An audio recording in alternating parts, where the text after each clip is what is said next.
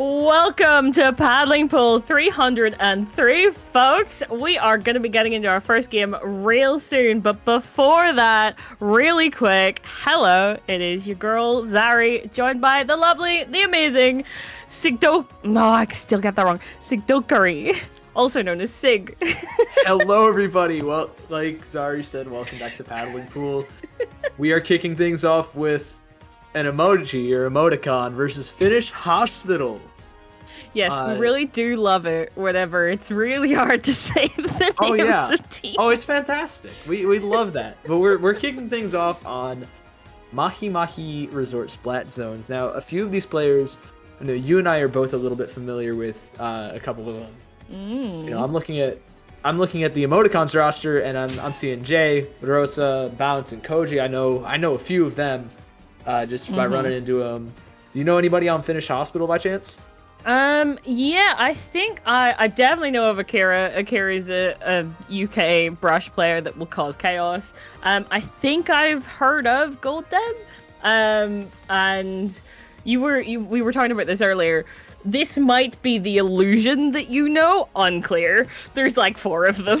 Yeah, there's quite a few illusions. It's hard to tell which one the right one is. This is not the Tetra one, then. This is a Splatling illusion. I think that's new. We're gonna be seeing some Splat dualies. I know Golddeb plays Galugas a little bit, but we're gonna be seeing a Squiffer, and that's a cool comp on the side of Finnish Hospital. Indeed, and I suppose when you think about it, it's to fit the brush in as well, and to have that extra range with the Squiffer. But already straight out the gate. We're calling them Stare. Apparently we're calling them Stare. Okay, Stare takes the zone and continues to keep it, though Akira's causing chaos, but ends up going down. Yeah, Akira finds one, so does Golddeb, and he's looking for the third onto Koji. There it is. That's the zone neutralized and probably flipped for the side of Finnish Hospital here. They're looking for the final pick onto a running away Jay, with the Crab Tank is going to be popped just to find it. Gets the second one onto Koji, but Bounce with the Kraken. It's going to be able to shut things down. However, Finnish Hospital still have control of this zone. They're closing in on that lead slowly but surely. However, it's just Akira left around the zone to really contest it, so they're going to have to give it up right here. Yes, indeed, but here comes the hammer. Not able to find anything with it, though, and I think that was mostly because they ended up taking some damage before getting into it. But already still Stare through the penalty points and making their lead even better. Should be getting, if they're able to keep this, there we go. We should be getting some more room to play with here.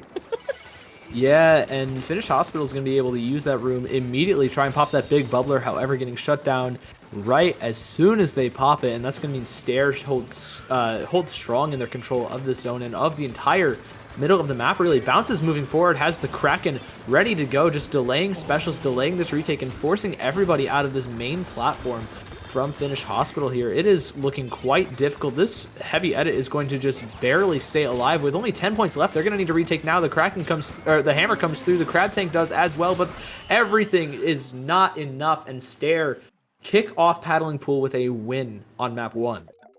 They do indeed. Very much showing that they have the ability to just stay in mid regardless of what Finnish Hospital chucked at them. Like, they just were able to stay and even get back in the moments that they were pushed out. But yeah, they just kept control, and that won them the game. Yeah, they didn't let this kind of fast-moving, very aggressive, shark-heavy, or at least, dive-heavy comp of Finnish Hospital get in their way, really, here. I feel like the 96 gal especially does a great job at kind of tempering the aggression that you'll see from the dualies, from the brush as well. Just kind of does things to shut everything down, and the Squiffer doesn't really have room to work with if you shut those 2 weapons down as well. Very, very well executed on by Stare here to kick things off. Yep, yes, indeed, and does very much put Finnish Hospital on the back foot going into this second game of the set. Now, it is target control, which is very, of course, different from the splat zones with that moving objective, and that might work better in the hands of Finnish Hospital. They might be able to kind of use their dive potential somewhat more on a moving objective, and also they've already got a shield built in with that Squiffer if they decide to keep it, which means that that can get them through checkpoints and pushing forward more. But I don't know if that's going to be enough. Where Stare is concerned, they might just kind of like brute force through it.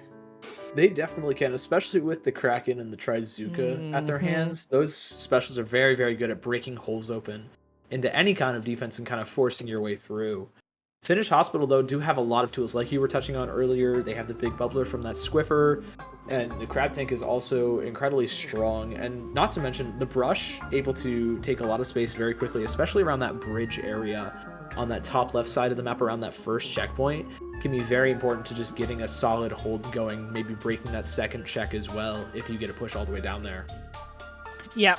Yes, indeed. It all really depends on what Finnish Hospital decide to do here, and if it ends up working out where it comes to the fights in mid. I think if they're able to get momentum, I think they can really get far with it, but it depends if they get that started, right? Yeah, that is the question. Can they get the ball rolling here? Let's see. Are any comp changes? Goldeb is rocking the dually squelchers now. Yeah, so both sides has one. That's pretty much the main change. A bit more guiding then. Nice. Yep, yes indeed. But already first to go down is the Brush, and another down on the side of Finnish Hospital. This is not the start they were looking for, but the other two are able to back out. That Zuka coming through from Jay, also finding a pick onto Illusion is going to be pretty big. Bounce already knocking on the plat of Finnish Hospital here, going to cause a lot of problems. Goldeb, though, able to take them out. Now it's 3-on-3 on top of the tower. The Brush comes in. Akira finds one, looking for a second one, while Goldeb's just trying to stay alive through Rosa. Rosa actually getting sniped by Squashy on the Squiffer. And that's a successful defense for Finnish Hospital. They're able to turn things around if they can just avoid Bounce's Kraken right here. And it looks like, unfortunately, Illusion is not going to be able to. Neither will Squashy. And Akira just barely manages to get away with their life. Yes, but then down goes Goldeb, and Akira is still alive there, but has to back out. And already Stare is just pushing their way to that second checkpoint. They are not waiting around. And it looks like unless Finnish Hospital, unless they get the opportunity, there's that checkpoint done. Completely done. Are they just finishing it? Yeah. Oh, okay. Jeez, okay. What? Okay, well, I was not expecting that. I was thinking there was going to be a little bit more of a stall, but no, they just pushed the whole way through. Yeah, they had a lot of control to work with there. That was crazy. That's just how the cookie crumbles sometimes. You can get a solid defense here, maybe a little bit of a push yourself going, but oftentimes what you'll see on Ship Shape, you get through that second checkpoint, and it's basically game over from there. We already see Rosa staying alive, Bounce just making some space a little bit, forcing everybody to turn and look at not the tower, and that really opened things up for Stare to get that second map and complete their 2-0 sweep over Finnish Hospital here. Yep, definitely. That was a hell of a two games there. Finnish Hospital not really able to find their footing in time. And Stare just keeping up that aggression, keeping the pushing going, and pretty much not stopping regardless of what Akira and the rest of Finnish Hospital were throwing at them. Absolutely. Yeah, that's going to send Stare up to the eights, the winner side eights against the top seed Ode to Viceroy. That interesting name. I haven't seen a name like that in a minute. That's also a very strong team. But before we see either of those two teams again, we will be cutting to a really quick break, and we'll be back with our Harakiri versus Myopsitus. Oh, that's going to be interesting. Looking forward to that. All right, well, see you guys shortly. Don't be going anywhere.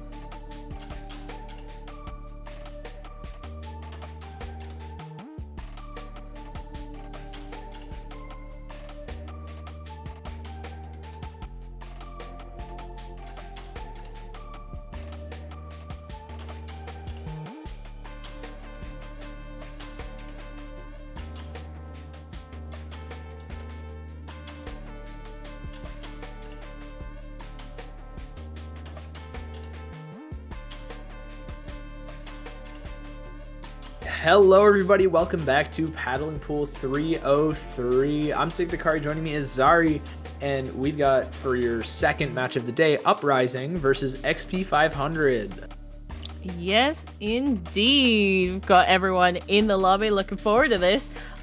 This is going to be we're going to start on Rainmaker Museum Dalfoncino, which does mean, like, we do tend to see this more, at least paddling pool normally. We see it more clam blitz. A lot of people tend to pick it for clams. So it's interesting to see like this being picked specifically on Rainmaker, and I can tell you that it's XP 500 that have picked this. So interesting to see what they bring to the table and why. Yeah, I mean, this is one of the few single checkpoint maps in the game. I think it's just this and Inkblot Art Academy. So you don't have as many options per se as some of the other more common Rainmaker maps like Undertow Spillway, like Scorch Gorge. But at the same time, on a lot of those maps, you'd really just go one route all the time regardless. Yeah, like there's a choice, but there's a correct one and an incorrect one under most circumstances. So yeah, that's kind of cutting this out. We're getting brushes today. Can I just say we are getting brushes? That's another brush. My goodness. Yeah, we've had them in both sets so far, and we got custom range, something we haven't seen in quite a minute, and also aiming on that foil squeezer. We have a screen in the game, something we haven't seen in a very long time. Yeah, it really does not. You don't see it very often, except for maybe, like, I've seen it the odd time on Rainmakers. But yeah, already straight out the gate, one down on both sides. And it does look like Uprising have a bit more of the control out the gate here.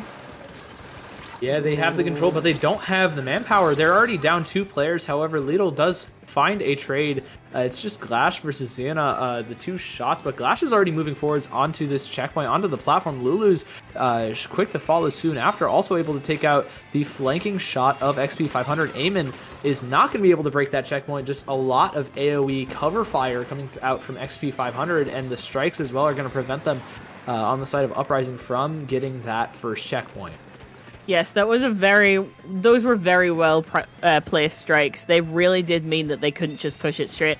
But as I'm saying that, Uprising found their way back round again, and that brush was causing chaos in there to kind of distract while they got to that point. They do end up going down almost immediately with that Rainmaker, but that's a little bit further than checkpoint, which is always helpful to get.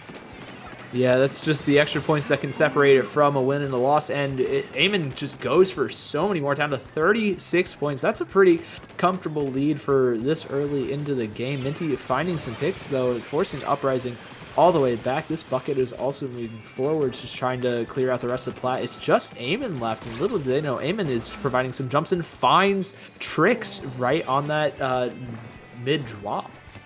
Yes, indeed.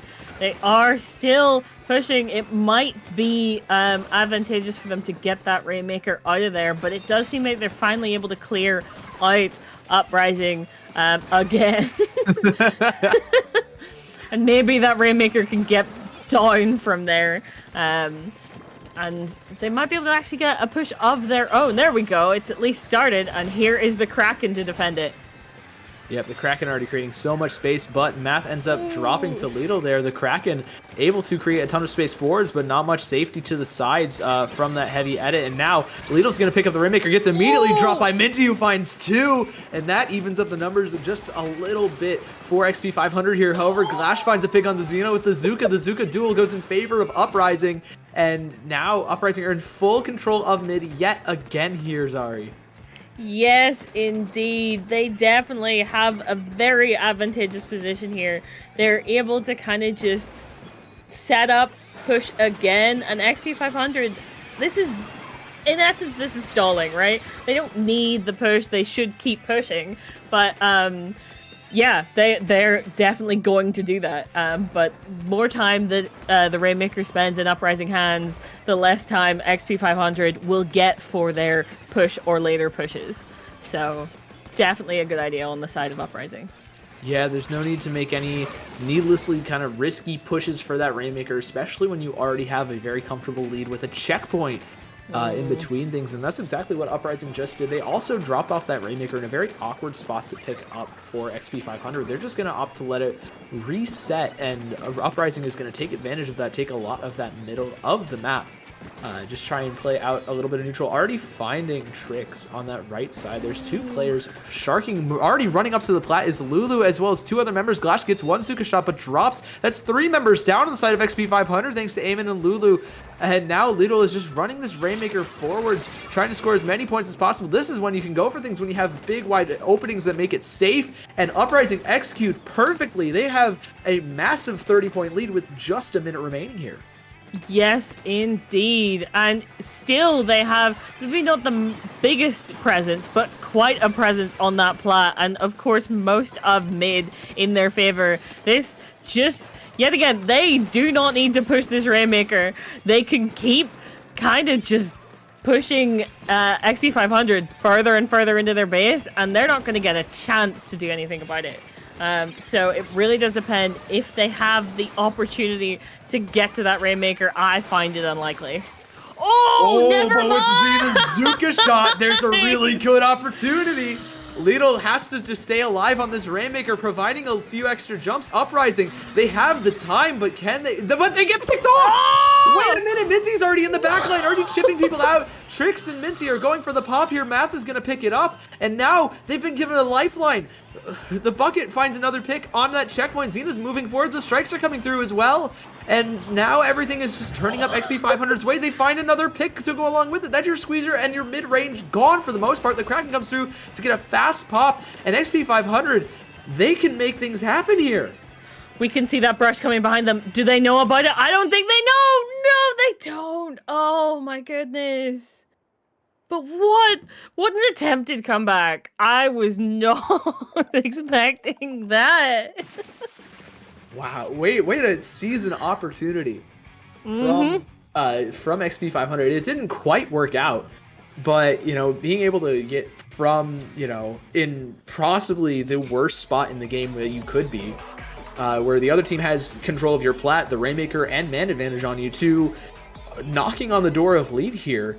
Really solid stuff, but Uprising were able to maintain full control of almost the entire game, and even when they, you know, lost control at the very end there, kind of lost their grip on things, able to keep their cool, get Lulu that flank just to capitalize, and really just hold strong on that defense when they really needed to. Excellent work from Uprising.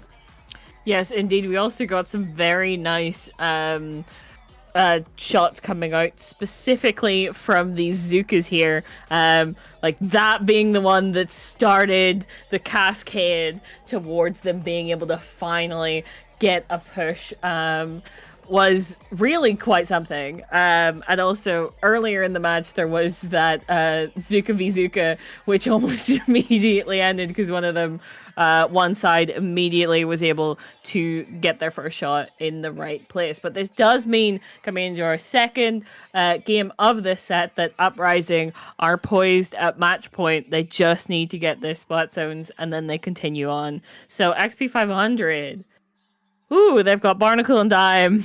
They've got to win this one. Yeah, they do, or else they're knocked down to that lower bracket. It's a very solid map mode for them, I believe. However, Aim and Squeezer is going to be a major difference maker on the side of Uprising. The issue is, how are you going to deal with Math Squeezer? You really only have the Zuka coming through, and maybe, you know, the off chance Lulu finds some crazy play or off angle on that brush, then you have ways to work. But XP 500 do have a lot of extra range thanks to that pencil. It's going to give them some stability, some control, especially over mid, where Uprising, the longest range thing they have is a Squeezer. Yes, indeed. That's going to be interesting to see how that ends up playing out. We're getting into this game right now. I wonder if maybe there might be some changes. There might be, to kind of buff up the amount of paint they can do, but I don't think it's really necessary. Like that splash? Yeah, the Neo Splash and the small blaster swap. Interesting. Okay, that's big. Big Bubbler in a second set of strikes, just able to cap that zone a lot more effectively. Also outputting much more paint on that Neo Splash, as it's known to do. Yes. Not quite getting... They get the control early without its help first off, and Lulu's already on this off angle. Minty's trying to capitalize, take one, but XP 500 end up taking two in the middle of the map. Lulu's left all alone in this bottom left. No one's even looking their way. However, gonna try and get this flank off onto Math here. Is this gonna work out for them? Yeah, finding one pick, getting that second one on the jump two is gonna be big, and that's a full retake for Uprising just in the flip of a hat.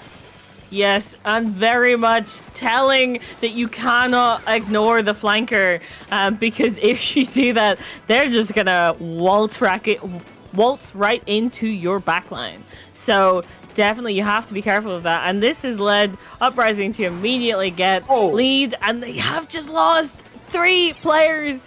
So that will mean that they're not gonna keep the zone.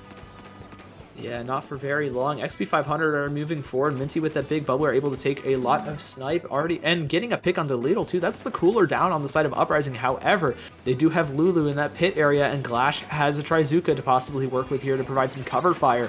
What can Uprising do to retake? Here comes the Zuka. Not quite gonna find anything with it. The specials are all getting popped on the side of Uprising, but nothing is coming out of it. The killer whale leads to no picks. It actually leads to Lulu going down here, and XP 500 are back with a vengeance. They're carrying that momentum from the end of game 1, and already down to 25 points remaining here, Zari. It's pretty rough for Uprising. Yeah, we can see Lulu trying to find their way in there, but not able to, as almost immediately 2 players turn and look at them. Glash trying to find something, not able to. The last... Oh, they're able to finally push in at 1. At 1 point, they flip it. There's no way. He got that close. Oh, my God. That's a crazy clutch from Uprising. And now they're already moving towards the spawn. Lulu popping that killer whale, forcing people back. Gonna end up dropping, though, to the chip damage of Math here. Now Trix ends up dropping to that mid-range, that extra range, and Lulu finds a trade onto Minty here. That's a full wipeout, actually, for Uprising. This looked all in XP 500's control, but suddenly the script has flipped. We are just seeing a complete turnaround. Minty's just trying to find picks. Lulu ends up going down here, but with only 20 points left, XP 500 needs to move right now with all these strikes. And they forgot about Glash with the Zuka, finding 2. Minty needs to go huge here, getting the pick on the Lidl, and also getting that zone cap, but gonna have to 1v3. Xena also jumps in, but not gonna be enough. They get the cap, they put the penalty on, and they give themselves another chance at a retake here. Yes, they do, but it's still like... Those penalty points, there's a lot of them, but they are getting through them. And already that is 2 down on the side of XP 500. And that's a 3rd. This is really not what they need right now. They need to be able to get back in. Lulu does end up going down, but it's never for very long. Lulu's already on their way back. Yeah, Lulu's already back, and so is XP 500. They've got a lot of possibility to control zone here, but the Zuka coming in from Glash, also finding Math here. Uprising somehow claw their way back out of a 99-point hole, and another retake with penalty on top of that to take the lead and sweep XP 500 under the rug. They are moving on to winner's quarters. Oh my goodness. If XP 500 had just been able to hold that zone for one more tick, this would have been a different game. But this happens. It happens. You can never be certain of a game until it's over. And any lead is not certain unless it's a KO. So it really, really showed that. But what we did end up seeing here was definitely XP 500 had what it took to be able to take a game from Uprising. But it just didn't end up all coming true for them in the end. That does mean they are going to be going down to the losers bracket. Yeah, they're going to be dropping down to that lower bracket. We already have a couple of pretty solid teams in there. We saw Finnish Hospital from before and several other teams like Stare as well. But Uprising is going to be XP 500 is going to be a big fish down there. Uprising is actually going to be moving on to face the winner of Cherry Wave and Bomb and Prank. What a team name. I wonder what that could mean. I don't know. Such an interesting name. What could that possibly mean? But yes, with that all said and done, we're going to be waiting for a couple more teams, you know, like Cherry Wave and Bomb and Prank, to finish out round 2 before we get on to who we're going to see next. But yes, we've got to wait that out. So we're going to go to a short break. And yeah, we'll be back real soon, guys.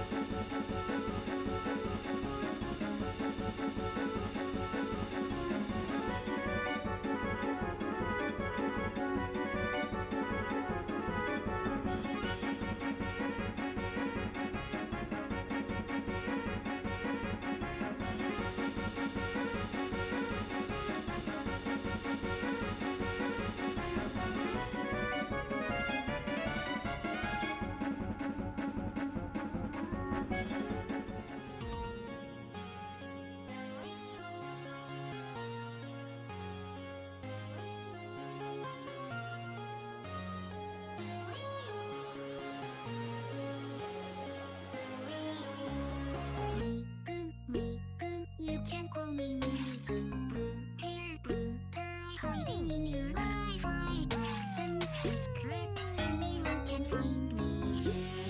You say coming from my mind. I'm thinking Miku, I'm thinking Miku, I'm thinking I'm on top of the world because of you. All I wanted to do is follow you. I'll keep saying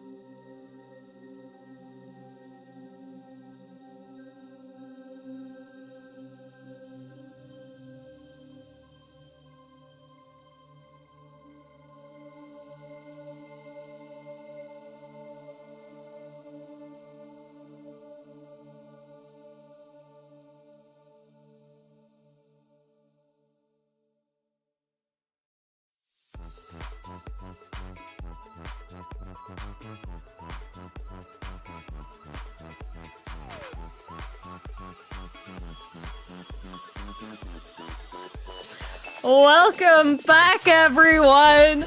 We are now into, I do believe, the quarterfinals. Yes, quarterfinals. Oh my goodness, we are getting there. And this is between Piep and Black Mafia, and we were waiting for Piep. They took their time getting here. Let's just say. Well, they had the set first off, they had to wait for the Sphinx set to wrap up, which was a 3-gamer. Yeah. And probably some overtime inside of that. So it probably took a while, but then they had to play against the winner of that set, Distinct. And then we were waiting for a little bit. I think some people may have gotten caught up in some opens, but we're here now. We're starting off on John Splatoon 3 in zones on Hagglefish. Indeed. And let's kick things off. Yes, very much so. We're looking for some Splatoon gameplay. Oh my god. And also, as you were saying, Hagglefish zones, it's so standard. It's like, yes, this is a Splatoon 3 map mode if I've ever seen one. Oh, certainly. This is the Splatoon 3 map. You know it, you'll love it. I hate it, but we're here now. I will say, yeah, straight off the bat, interesting to bring Kraken to a zones fight. You make choices, fair enough, but interesting. Whoa, this is Ichigo. This is one of the best Western 96 players out there. Top 8 at Riptide, several results outside of that as well. Incredible player, but things are going to go in Black Mafia's favor to kick things off instead. They've got control of that zone early. They've also maintained some pretty stable game states. Dragon got another set of strikes off. Ichigo can't find anything with the Kraken Banavator, able to weave around and evade that. Kraken able to find the pick on the Ichigo too, however, and 2 down on the side of Piep means that Black Mafia are going to stay in control of this zone, even through the Trizuka, and Banavator's trying to move forward just to create a little bit more space for the team here. Yes, indeed, and trying to keep that paint down, but it does seem that Piep are finally going to get the zone and start working on points of their own here, and that is 3 down, last being that Stamper, who everyone descended upon. Oh my goodness. But yeah, it should mean that Piep get lead here, and they do, but it does depend on how Black Mafia try and get back in as to how much of a lead they end up getting. Yeah, they've already got about 20 points to work with. However, Banavator's dropping on the left along with Dragon, trying to find some picks. The Stamper is down though, and so is Dragon. That's a delayed 2 down, but Banavator finds one to even things up. Yoshi is behind everybody though. Splashdowns onto Zeke and finds that pick. Piep are still in control of this zone, finding Banavator as well, wreaking havoc on everybody in Black Mafia on that front line, and these strikes coming through, they're going to be able to paint over that just fine with 3 players on top of the zone right here. Yes, indeed, and especially because no one was able to back up those strikes, it did mean that they didn't really get much done, but they are finally able to switch the tides over and get the zone, but that's not for very long, not with 2 players down. Dragon here trying to find some ability to get some picks here, but not able to, as they're never mind, there goes 1 player down, and does mean that Black Mafia are able to push up just that little bit, but the Kraken comes out. Doesn't end up getting anyone though. Yeah, but it created a little bit of space. However, it wasn't enough, especially with the long throwing range of those tri-strikes, able to cap the zone off really quick for Black Mafia. However, Piep were able to get that zone back right quick. And with that Trizuka and with the bottom left shark from Yoshi here just getting a little bit of damage, things should go their way. However, Dragon finds one looking for that second, and that's a full wipeout in favor of Black Mafia. They're moving forwards past that zone. They're trying to encroach on this lead just that little bit more, and with a couple of just opportune jumps out to play lives, they're in a really solid position to just close in on this 40-point gap. Yes, indeed. And that they do, but there's specials coming out. We can see Ichigo here just trying to make sure that no one gets on this zone. They're able to back out. And finally, there we go. Piep able to get the zone and stop Black Mafia from getting any closer to their lead.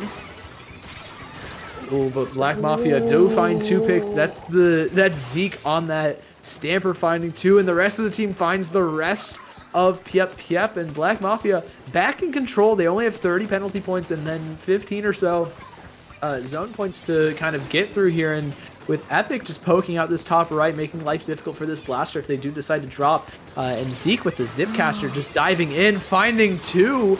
That's going to be a really tough spot to be in. However, Yoshi does find 2, gets the direct for the third, and Piep, finally, they have some chances at life here. The Kraken comes through from Ichigo, finds 2, but Piep lose the lead here. They need to get this back. They need to go into overtime now if they want it back. Yes, indeed. Oh, just slightly not enough for them to get that before the lead switched. But already that is back in Black Mafia's favor. And they're just working through penalty points. They keep it on their side. Then that means that if Black Mafia, if Piep get it back again, they're going to need to go through so much penalty points to get there. Yeah, but with all these specials coming through, Piep are able to get control of the zone. The question is, can they hold on to it? Already one member going down here. That's Yoshi gone. That's Ichigo down as well. It's just Pyro and Golde left. They're going to need to hold on, finding one on the Dragon, but it's no use. Black Mafia used the cooler and their numbers to hold on at the very end and take game 1 of our first best of 5 of the day. Yes, indeed. That was so back and forth. It came down to 1 point that they just were not able to get the zone in time to stop. Oh my god, these two teams, they're so close. Yeah, that is as close as it really can get. Down to less than 10 points left on both. Super tight, down to the last second in overtime too. Excellent play, but let's take a look at some of the difference makers on Black Mafia. Zeke had an absurd triple. Those Zipcasters into the spawn as well, just to kind of stagger or delay. Piep did an excellent job for Black Mafia here, especially when they tried grabbing lead. Just stalling out, staggering people. Fantastic job for Black Mafia here. Yes, indeed.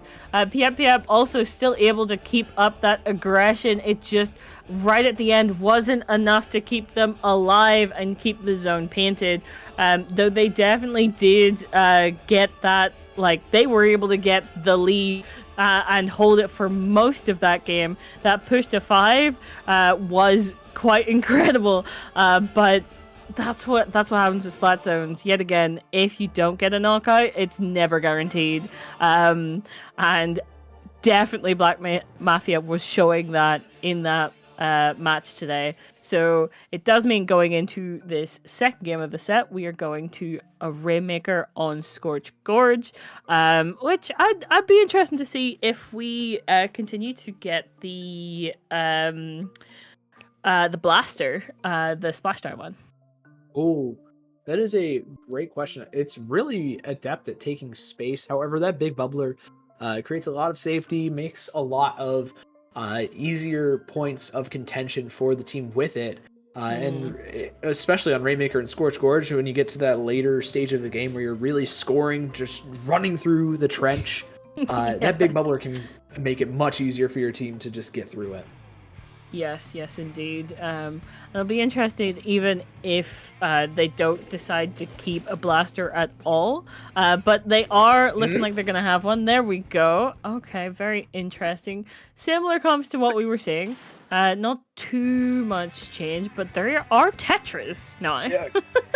Yeah, Golde switched over to those Tetra dualies. Now we have a lot more aggression from Piep, a lot of frontline presence. See how Golde is going to be able to deal with, not very well with the Dragon's Crab Tank. That's another switch up that we've seen, just the Vanilla Splash-O-Matic coming through as well. Yoshi is on a bit of a flank in a 1v4, not going to be able to find anything. Zeke knows and gets that melee off, and now Epic is just running that Rainmaker forwards. Pyro trying to hold off from the other side as Ichigo Krakens into 3 just to find any kind of picks. Looks like Black Mafia get the early checkpoint, but not much more out of it. Yes, like they get the checkpoint, but they're not able to do anything beyond that. No, there is currently a problem in the shape of Zeke that takes out some, oh my goodness, anything before they can do anything, but that doesn't last. Oh my god. That's ridiculous. That Yeah. direct was nasty. What a read. But yep, do need to take back mid now, and Band Invader is going to be the first line of defense for Black Mafia. Over Ichigo able to poke them out just a little bit. Yoshi now getting aggressive in this bottom left into 2. Ichigo there to support as well. Looks like Yoshi's going to end up going down. The Reach Slider from Golde finds 1. Looks for the 3rd as well. That's all 3 members down on Black Mafia outside of Epic on this Sniper Rider. And they're going to have to hightail it right out as Ichigo and Golde are chasing. And Pyro gets the dunk to even things up here. Yes, indeed. They're gonna want to make sure that they can get this pop, and already they have the ability to die and come back quite quickly, so that is ideal to have a cooler there, but someone needs to be in front of that Rainmaker that just didn't quite have that ready. But yeah, I'm not quite sure. Yeah, Piep aren't gonna be able to get that Rainmaker, at least not right now. So they're gonna have to either frickin' do a play of all time, or Oh wait, no way. And Yoshi's still in here. Oh my god. Yoshi just kind of chilling, trying to be a nuisance, continuing to be a nuisance. There's no way. You get the exit frag and provide a jump as well. You get picked off on the flank, though. So does Golde. But if you find 2 members of Black Mafia there and stall out the push for so long enough for Ichigo to go through mid and find another pick, force this Rainmaker to just hide in pit, that's massive. Oh my goodness, what a play from Yoshi. And now Black Mafia are really paying the price for letting that happen. Yoshi's already diving on top of Epic as well. This is looking all kinds of tough for Black Mafia here, Zari. Yeah, they're just so, like, they were so spread out during that. And absolutely, Piep able to just keep them separated. Oh, there comes the splashdown. Not much you're going to be able to do there to evade that.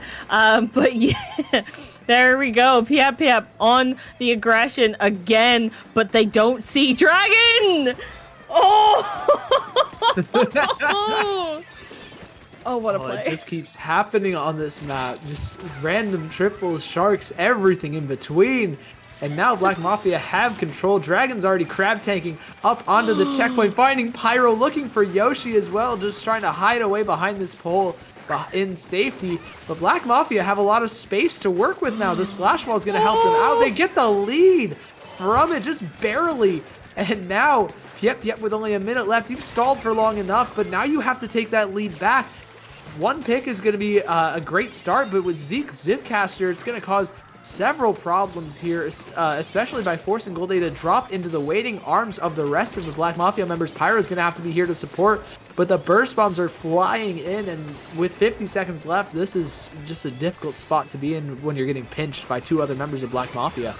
Oh, but they do end up going down, the last being that crab tank. I swear that crab tank has been doing so much this game. Oh my god, Piep still trying to grab that Rainmaker, finally able to, but they're back in this kind of pit area, stuck. Oh. And Zeke gets the melee. That's a tough one. Ichigo's going to need to run away as fast as possible. Just try and stay alive through that splash. Will pop the Kraken. No! Dragon's right there doing everything. Whether it's baiting, this crab tank, just finding the exit frags as well. Black Mafia are tenacious and unstoppable right now. Oh my god. Okay. What was that? It's like Dragon woke up during that game.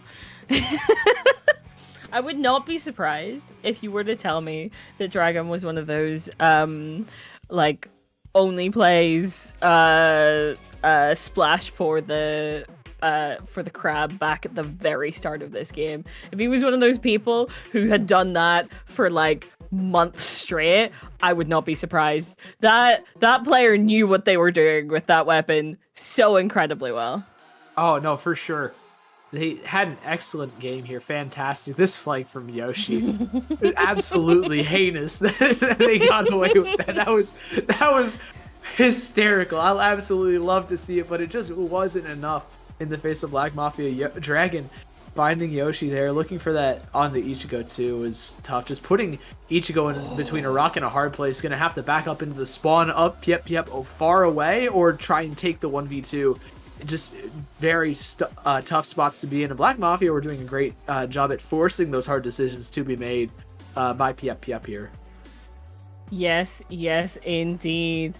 Oh, what a play. But that does mean, going into this third game of the set, that Piep are really on the back foot here. They have got to win every single one, or down to the losers bracket they'll go. Whew. This has gone from very close, but just losing, to, oh no, hold on, we've just lost 2 games. Yeah, now the danger signs are starting to blare. Now the horns are sounding right now. We're moving on to Clan Blitz on Barnacle and Dime, a bit of a slower paced map to Rainmaker. You know, counting that you don't get 6 random flanks off, but Yeah. you know, generally it's a little bit slower pace, just playing around those power clams, playing around the clam pod respawns as well. I'm very curious to see who this will benefit, if Golday even will switch off of the Tetra to something else. Especially is going to be like my main thing to look at right here. Yes. Will be very interesting to see if that happens or if they decide to stick it out. Okay. Interesting. I see. Fair enough. Yoshi deciding blaster time is over for the moment. We're going to do 52. We're going to have some gals in the house. And that is working out for them immediately. Oh my goodness. 52 versus 52 there. I mean, it worked exactly as intended. The 52s trade each other out, get that opening game, keep that going. Zeke's in the middle, getting caught, but Dragon's there to find one more, looking for Pyro as well, but Ichigo's there to cover Ban Evader. However, on that 52 gal is going to be providing so many crossfires, so many refrags for Black Mafia here, and they're going to be already moving up towards this basket of Piep. Yep, they are already set up and putting some clams in the basket, but Piep are here and they are taking no prisoners, as all of Black Mafia had to, well, I said back out, but it doesn't seem like they made it that far. And Dragon just kind of chilling, doesn't work out for him either. Ooh. Yeah, you did get that early score. You tried delaying a little bit. You know, that's one of the plays you can make without Cooler, just safely. You know, you have a lot of space to work with, but now you're losing a ton of it, especially with Zeke going down here. Yoshi moving forwards with that opening gambit 52, and the Killer Whale gonna find 2 before getting picked off, and the Zuka shots coming through as supportive fire. It's just Zeke left defending against this power clan toss. Gets the first one, but the lead fully swaps down to 42 points for Piep. And with everybody down, you have to imagine that's the end of that push right there. Yes, oh, it has to be. But here is Dragon. That was such a short grab, but there was just enough to take out that player. Oh my god. These two teams. Ichigo said, nah, we done with Dragon over there dealing damage. We done with that. We moving on. We've got clams to push here. Yeah, this pace change from Piep is absolutely fantastic. Yoshi switching over to this 52 has done wonders for Piep. You know, you lose a little bit of that AoE pressure, but 52 gal is so powerful and able to do so many different things, whether it's paint, whether for itself, whether it's fight, maybe use that splash wall to hold a lot of space. You know, absolutely fantastic. And now Yoshi just going to use that 52 gal mobility to just skate around the backline in the spawn of Black Mafia, try and drag people over. Not even going to go down, actually finding the 52 gal. Trying to dive in, though. Ichigo finds one, looking for that second one as well. Tagged them, the Kraken's coming through. Zeke is all alone. This jump is as good as gone. Yeah. Yep. Fully retake control of mid so long as they find Zeke here. Yep, they are. So this is taking some time. Finally, they're able to. The second Zeke pops that special. But oh my goodness. What a what a fight in mid that was. What a team fight going on. But absolutely Piep came out of that with more. Oh, but I don't think that's lasted at all. There are 3 down on the side of Black Mafia never now. freaking What? mind. Hold on. This is like, it looked like carnage in the other direction, but that wasn't the truth at all. Oh my god. No, and the Zuka also finds 2 picks, both on those little side ridges on Snipe and the glass for Piep. The Kraken comes through. They get another power clam in, looking for Pyro on that second one, but Banivator is behind, getting that delayed wipe as well. Black Mafia, they still have a fighting chance in this game. A minute left with 2 power clams and only about 30 points separating you in the lead. This is entirely doable. We've seen them come back like this before. The question is, can Piep hold on, or will this be another last-second win for Black Mafia? Yep, we've been seeing a lot of that today, but already that is... Oh, they only need... What? There we go. They only needed that extra 2 clams in, and they got it, and that is a wipe, and this is just gonna... Yep. I'm not sure there's gonna be time. Oh my god. Piep. Yeah. And Zeke coming in just to get that KO too, to add insult to injury. Black Mafia take a sweep, but man, Piep so close on so many of those games. Yeah, that has to feel rough. None of those games felt like a sweep. None of them were a stomp. It was just the ending of each one. Oh my goodness. It's just they played so incredibly well, but it's like the momentum just built and built and built for Black Mafia until it was always at its peak at the end of each of those games. But oh my goodness, yeah, Piep played so well, but it just was not enough. No, so many just little things that could have gone their way just didn't. The Black Mafia able to capitalize. They're going to be moving on to our semi-finals, taking that win. I forgot who they're playing against. Top seed. They're playing against Oda Viceroy in the winners bracket. However, we're not going to be going on to that set. We will actually be going to the opposite side of winner semis, where the winner of Cherry Wave and Uprising will be playing against Jesse Matador in just a few minutes. Yes, indeed. Once they have that game finished, we will be able to get into that. But with that in mind, just to kind of let us sort out everything ready for the next set, we're going to go to a short break. So do not be going anywhere. Oh my god, this is going to be hype.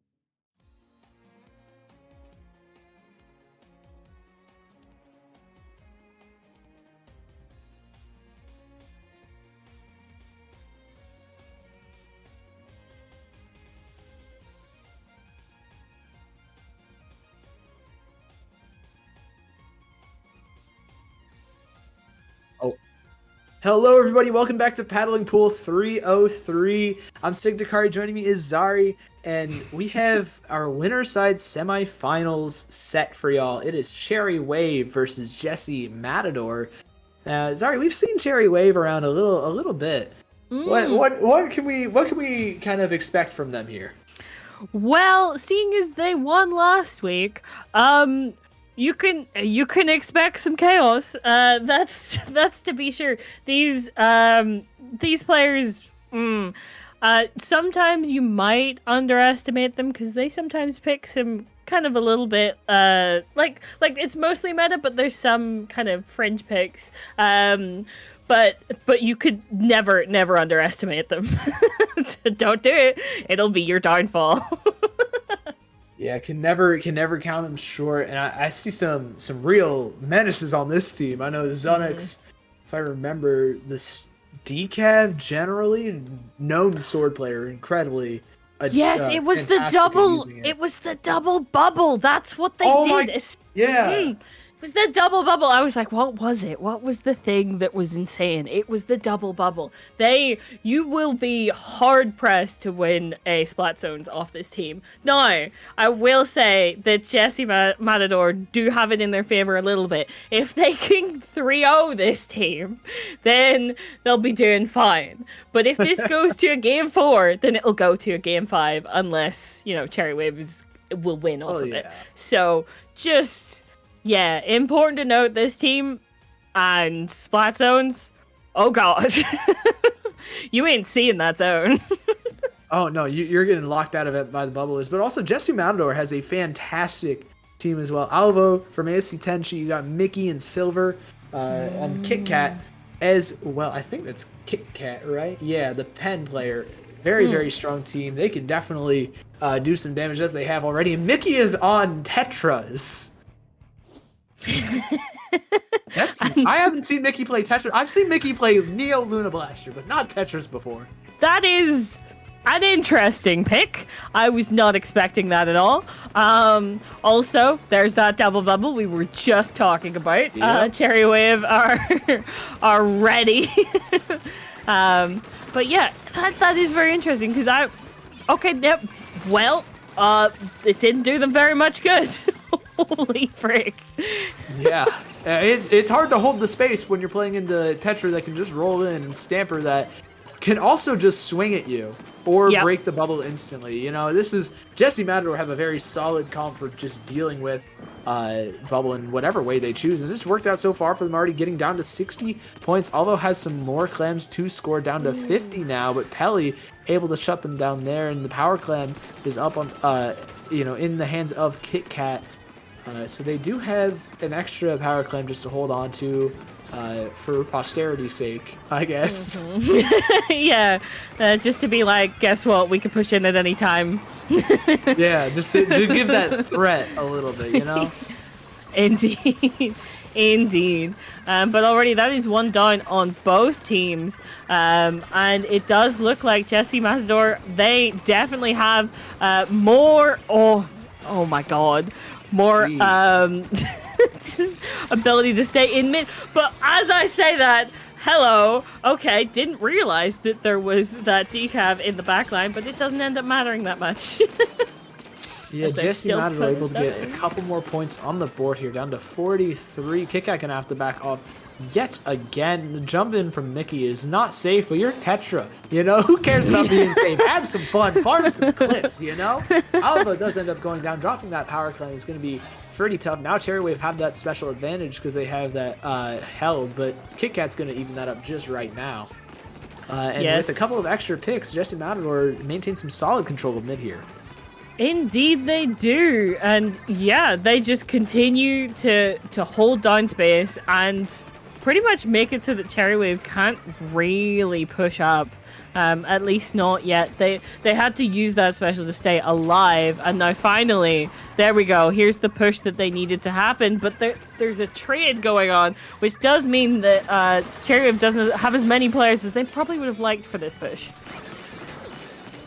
Yeah, they're gonna take advantage of the big bubbler. They'll provide some jumps and some safe cover. You know, you're almost playing a 6v4 when you have that big bubbler on the field, and it's gonna work out pretty well for them. Already down to 65 points, a couple more Clams 2 score down to 62, and the rest of the team is running back for more as Pelly and Snock are just trying to hold as much space as possible, but Alvo, Silver, and the rest of Jesse Matador are going to be able to shut things down before the league gets any closer. However, this Trizuka is going to be looking for just about anything they can get. Zonix actually going to go down here. Silver going to get picked off, though, traded out on that Zipcaster by Pelly on that top left.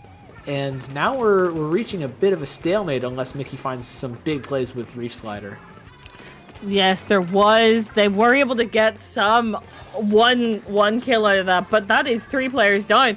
So that is not to stop that Snipe Rider from getting a pick in response. They do end up getting taken down, but the special there, it's just both sides. But here we go. Finally, Cherry Wave able to kind of get into this advantageous position again and get ready for another push, but that's 2 down! Before they even get up there, that's only their Snipe Rider, and that's a wipe. Yeah, some big time plays from Jesse Matador here. This Zipcaster from Alvo as well, helping out big time, just getting those picks, cleaning everything up for the team. And with a Power Clam and another pick going in their favor, Jesse Matador have real shots at opening the basket for a 3rd time here in the last minute of the game. However, 2 members end up dropping. It's just Alvo and Mickey left, and they're fighting for their lives. The Reef Slider and the Trizuka at the ready. The Trizuka already getting popped, maybe just trying to stall things out, maybe get some AoE. Snock is going to end up going down. Zunix can't quite get the melee off onto Alvo either. And Jesse Matador holds strong even at 2 members down. Yes, indeed. They're still in that advantageous position. And at the moment, it's never mind. There goes the Julies, and they end up trying to get out, but cannot get far enough. There's not that much time left. And Cherry Wave really need to get their clams together. They are able to make a power clam, but I think that's pretty much all they have. So they're going to need more than that, even with overtime about to be in effect. There we go. They need more than that power clam. Oh, it's the frick! Wow. Okay. All right. That's game. Yeah. A lot of stuff happened there in the big bubbler. Yeah. None of it was in Cherry Wave's favor. Nope. Holy No, frick. they all got shredded up by all of Jesse Matador. Rough spot to be in, but Matador played that beautifully, able to hold strong in low member situations, scoring big when they had the opportunities. Everything turned up their way this game. Yep. Regardless of what Cherry Wave tried to get going, they got one push, and then the rest of them kind of just really fell apart. Aside from that, so it was just kind of like unfortunate for Cherry Wave. They tried multiple times to get it going, get it moving, but it just didn't quite end up working out for them. Just as you were saying, Jesse Matador, they had no such issues. No, Not everything in the really worked out well for them. They were able to play well into that double bubble. We didn't really see the bubbles get popped in conjunction too often. I don't know if that was more of a, just lack of opportunity, or maybe one member was getting picked off when trying to pop the big bubbler, or what happened there. But Jesse Matador shut it down, and that's going to be pretty helpful, especially going into tower control on Hagglefish Market. Yes, indeed. And important to note with that, specifically the Julies, they can work so incredibly well to get into those bubbles and to stop them from being like the safe haven that Cherry Wave want them to be. Because a lot of the time, the counter to bubbles is to just strike them, right? Just strike them, get people out of them, maybe use specials on them, right? Like Killer Whale. But if you can just have a player that can just make it unsafe immediately, like, then you don't need to wait for specials. You don't need to kind of use them to counter. So it'll be interesting to see if that means that there is a change up.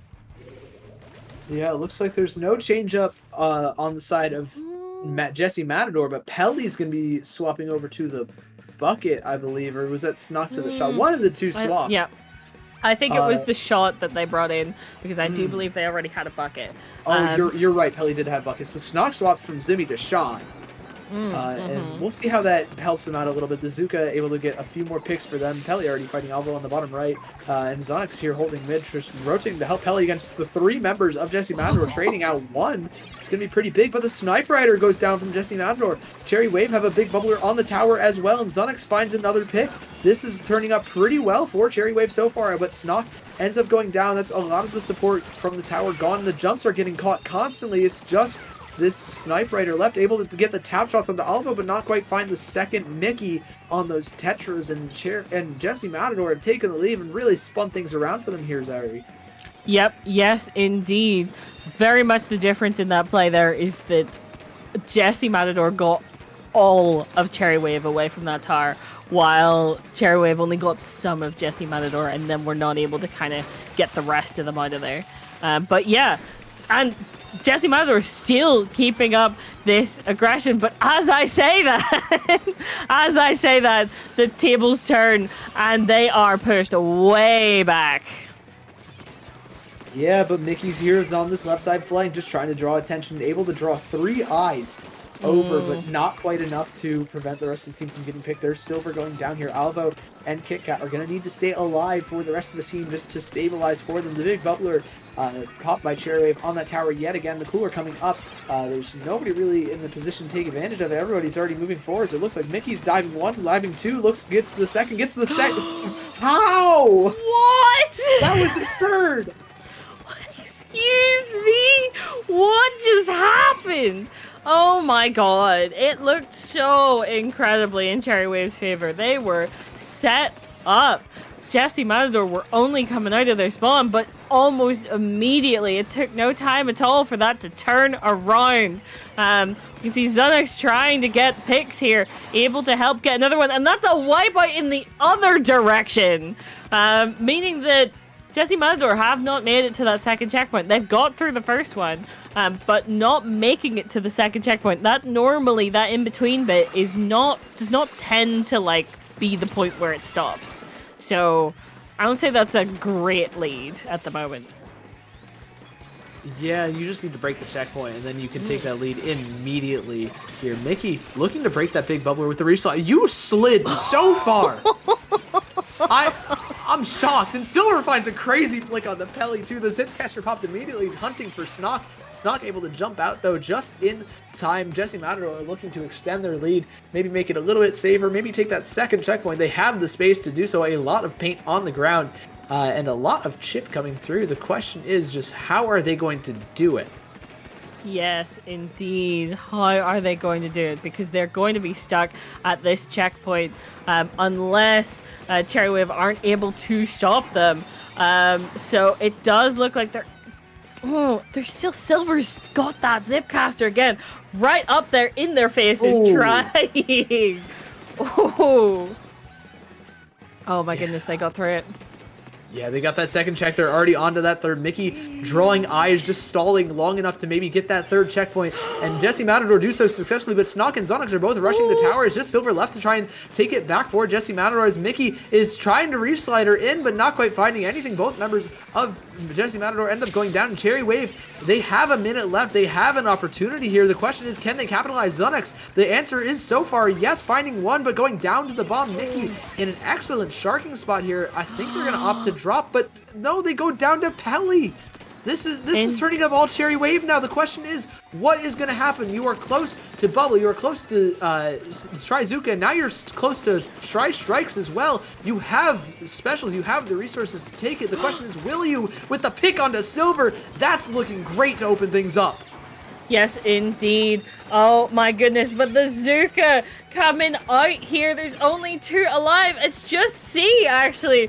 And they've had to back off. So that jumps in, but does not get anything with that and ends up going immediately down. I'm not sure if they're going to get another opportunity to get to that tower. All of Jesse Matador are coming at them now. But 1v1 question mark? Yes.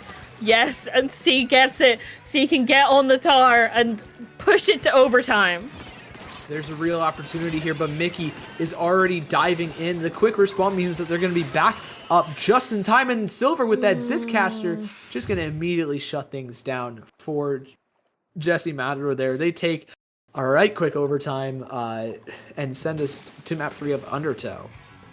Indeed. Oh my goodness. Yeah, whatever Cherry Wave is throwing at Jesse Matador, they're just rolling with it. They're finding what they need, and they are not getting they're not tripping, they're not falling. They know what they're doing. So yeah, it really comes down to it. We are on to this third game of the set now. Whew, match point. Yeah. Match point for Cherry Matador, Jesse Matador. They're in a little bit of trouble as Cherry Wave. You know, some signs of life there at the end, just not quite enough. The question is this gonna be where it turns around just everything? You are dropping the double bubble, I'm assuming, because it's Rainmaker, and you want more specialists to take space and find picks with. But what is the game plan going into Undertow on Spillway here? Yeah, what is the plan to be able to push and kind of get Jesse Matador out of the way, right? You need to be able to push up, disperse them, and keep that momentum. So it really, I don't know what that looks like for Cherry Wave right now, because normally it would be a bubble and then another one, or maybe strikes, but that doesn't seem to be working for them right now. So I don't know what the answer is or what they're going to pick here. Yeah, I don't really know. We're gonna load in here soon. I'm curious to see. I think they'll probably rock the same thing. You know, it's a pretty solid comp. You have options everywhere, really, whether it's the dash of the decav, the Zuka, and the pain output from the shot, or strikes and kill power from the bucket. You know, I think Cherry Wave are gonna rock that comp going into game 3. Jesse Matador just proving to be a very difficult problem to solve for them, though. This Tetra just getting into space, constantly dying as a Tetra does, but again, creating that space, drawing eyes over, and distracting Cherry Wave enough for Jesse Matador to take advantage is very, very difficult to deal with. Yes, indeed. You need to deal with it before it becomes more of a problem, and that's very, very much not happening. Okay. Oh. Okay. Cherry Wave? All right. All right. Well, we'll see if this works for them. I think I do remember something about them having this rapid before. It's unconventional, to be fair, but it worked for them before. It worked for them last week, so specifically on Rainmaker. But already, this is not going well. No, Kickout already running that Rainmaker all the way to that first pedestal. The flank from Zunix also getting caught out. The Reef Slider going in too, finding a lot of space and forcing that back shot to be popped immediately. Already a rough look for Cherry Wave here. The Rapid does end up finding one, but so does Alvo getting traded out, and now C is going to have to just run with this Rainmaker all the way to that check. Just try and move up to mid with the rest of the team, create a little bit, and the team create a little bit of space. Zonix is already moving left with it, close to that big bubbler as well to provide some support, popping it right on that checkpoint. Now Silver and Alvo can't really do anything to this Rainmaker, just getting that checkpoint. Indeed, but 2 go down as soon as the shield goes down, they go down with it. But that is 1v1 at the moment, with an Enzap sitting, being the one left alive. They're able to pop and give jumps, as already they've evened it out. Yeah, oh, the Zuka finds 2, looking for that third onto C as well, but Zunix is jumping in. There's another jump for Alvo to collect. It's just C. You're going to have to back off on that Rapid, provide a little bit of chip, but now with Alvo on this left, actually getting picked off, but Silver finds the trade, gets a second one with the melee, and the Zipcaster coming through. This is going to prove to be quite difficult for Cherry Wave to defend against, especially with only 2 members left standing against Jesse Matador's 3. Indeed, and also that it does not take much to get for 57 to 47. So This is really not ideal. They need to be there we go. They need to be getting players down and quickly, and they do, as Alwo is the last alive, giving jumps in that mid and able to get them before even getting pushed, really. Yeah, we've got... but they get the man advantage, though, finding Zonix before even able to dash into the rest of the team. The Rainmaker is, however, going to reset, giving Cherry Wave a little bit more breathing room, possibly cutting off Jesse Matador if they don't choose to rotate to it. However, Elo and Kit Kat, I think, are going to just get on that Rainmaker, get it picked up. The Zipcaster comes through from Silver, as well as the Cooler, and the Reef Slider from Mickey just makes so much room. The Rainmaker, though, is going to have to be moved back here. The Vacuum is popped. Zonix is inside of it as well. Zonix going down to a Rainmaker shot, though. That Vac shot is going to need to find something. It's not going to get anything. Alvo is moving forwards, finds one, has the Zuka at the ready, but not going to need to use it to find C, and now they can take the lead right here. Jesse Matador, the Zuka comes through. The lead is now just massive of 30 points, and Mickey has a fantastic shark as well. Yep, they have no idea he's there, sitting ready, waiting for them to lower their guard and come pick up that Rainmaker. Or not. Oh my god. Zonix is like, not today. You are not doing that to us. No, we're not C9ing here. This isn't Overwatch. This isn't Marvel Rivals. This is Splatoon. We don't forget about objectives at all, for sure. But Mickey's already diving Zonix again, getting that trade, getting that payback, and with Kit Kat holding mid here, and everybody from Jesse Matador just looking to dive and just apply as much pressure as possible in this final minute onto Cherry Wave. Things are looking tough. The strikes aren't even going to be able to create much space past mid. Yep, indeed. It's just not really helping them open this up. And we can see Mickey on his way. He's got places to be. Chaos to cause. And that has meant C is surrounded, but ends up going back, gets the pick on Mickey. Oh my god. But that still doesn't make the difference here. And there's just so much pain on the side of Jesse Matador. They just keep Cherry Wave on the back foot constantly. Oh. Yeah, and Silver finding two, looking for that third. Pelly's caught in the crossfire, and 10 seconds left. The Zipcaster coming in. Mickey going down, but getting traded out by Silver. This Zipcaster just doing everything, and Jesse Matador punch a ticket to winners semifinals, unless... No. Yep, that will be it. Zonix trying the very last breath, trying to get that Rainmaker, push it to overtime, but of course there was someone there. Of course they were waiting. They knew they had to do that, and so it didn't. All it took was one shark, and there we go. The game ends. Yeah, that's game over. Jesse Matador are going to be moving on to our winners semifinals. They're going to be playing off against a team. I'm assuming Ode to Viceroy in that winners finals. It looks like that will be the case. Indeed. Unless I was looking at the wrong set. Hold on. I had to hit refresh. It's Ode to Viceroy. Yeah, it is Ode to Viceroy. I was like, wait. What? No, it is.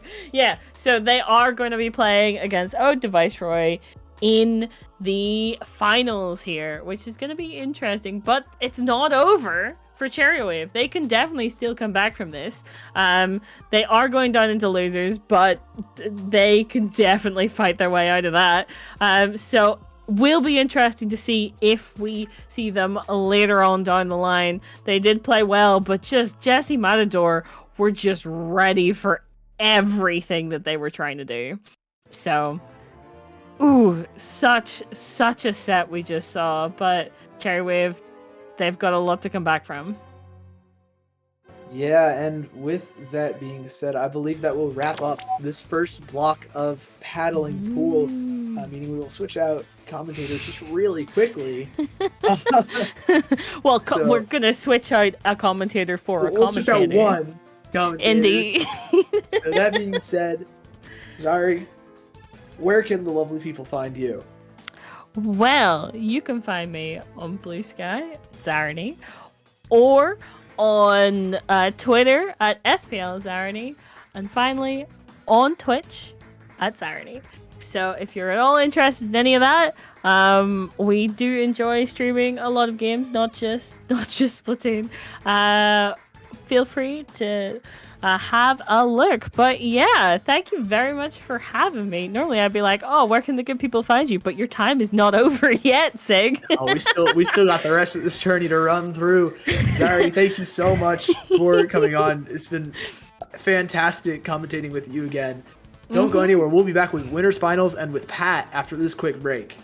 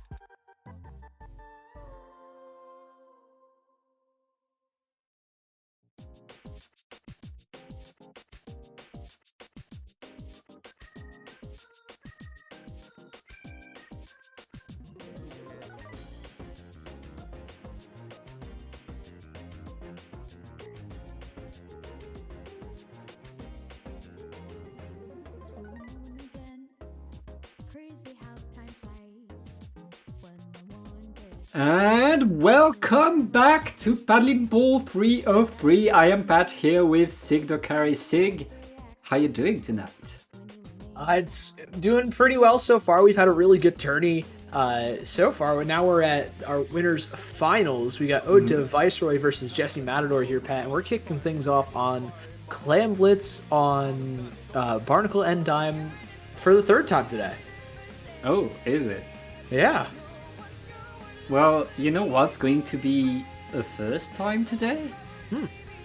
One of these two teams is going to lose a game. They haven't yet. Neither. Both teams have just destroyed their side of the bracket. You're kidding.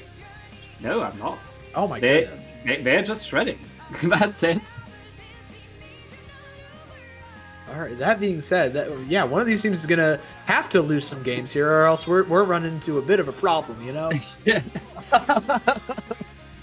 But we just saw Jesse Matador have a tight set with Cherry Wave. It was a 3-0, but it was a close 3-0 at that. I will Ooh. not lie. Well, close 3-0 is still a 3-0, and That's Jesse true. Matador is still undefeated in this tournament. But they're facing Ode to Viceroy, our top seed of a tournament, also undefeated with wonderful players. All of these players are used to being in a paddling pool finals. Oh yeah, we've got on Ode to Viceroy, Mox, Devin, Goji, and Fishy, players that definitely sound very familiar. Devin being a leader player, I believe. Mox being the brush and Goji a tent. And I forgot what Fishy plays. We're gonna. I believe it was like. I think it was like shooters, something. I don't know, but they have a lot of Oh, wow. Sendu badges, so I guess they're good. Yeah, they seem pretty good at the game. I would assume so. This is winners bracket finals, but like, that's a lot of badges on the Sendu page. But on Jesse Matador, we also have some players that are definitely no strangers to being here at all. We got Kit Kat, Alvo, Mickey, and Silver, the players that have been in and around, deep placing paddling pools for a very, very long time here. Yeah, but let's start talking about the player and start talking about the game. Let's get right in. Let's see. Mickey's still rocking the Tetras like we saw last set. Rocking with him. Fishy on that zap to round out Ode to Viceroy's comp. Give it a little bit of extra paint. Just with that leader, it can be a little bit difficult providing without a zap to support it. And that zap has opening gambit. I guess they're banking on getting an early cooler so that they can use it to get the assist. That honestly, that's a good idea. Yeah, that's a really creative idea. It's really solid, especially for teams that play very, very fast. Like if you have an Octobrush or a Tent, and the action's already getting started. 3 members going down on the side of Ode to Viceroy. It's not quite working out for that opening gambit zap, but Jesse Matador will take it and run with it. They already have control of the snipe of Ode to Viceroy, and they're looking for more, maybe getting a power climb as well. However, Goji with the Trizuka gonna find one. Mox looking on the left for a second. As well, but Mickey here trying to shark out, maybe find Goji, but Fishy's there to trade. Yep, and that's going to be Ode to Viceroy slowly going towards the basket. They have enough to make a super clam. As long as they dodge that Zuka, they should be nice. Mickey running at the editor, not able to get it, and right now we're back to a standstill. But Ode to Viceroy still has numbers advantage. They should be able to get back some control of the mid. Yeah, they have control of the mid. However, Alvo's on this right-hand side, not quite close to Azuka, but able to poke out with some bombs and with a lot of paint. It looks like Jesse Matador are just trying to absorb a lot of this pressure from Goji, from Mox as well. Definitely can be very difficult to do, but they're acquiescing. They're getting used to it pretty easily. Also chipping out Goji, finding that pick on the before the jump out. Mickey doing a fantastic job with the awareness. Now trying to find the fight onto Devin here, but Devin's able to back off just in time, leaving Fishy alone against 3, and that's not a great spot to be in if you are a Zap. Yeah, and it's Jesse Matador again, getting near the basket and getting punished right away. Ode to Viceroy with the RN defense. That's the power of a good editor. But Silver coming in with the Zipcaster is getting the splat on the backline. That could give a little bit of breathing to Jesse Matador, who is still not able to get near the basket though.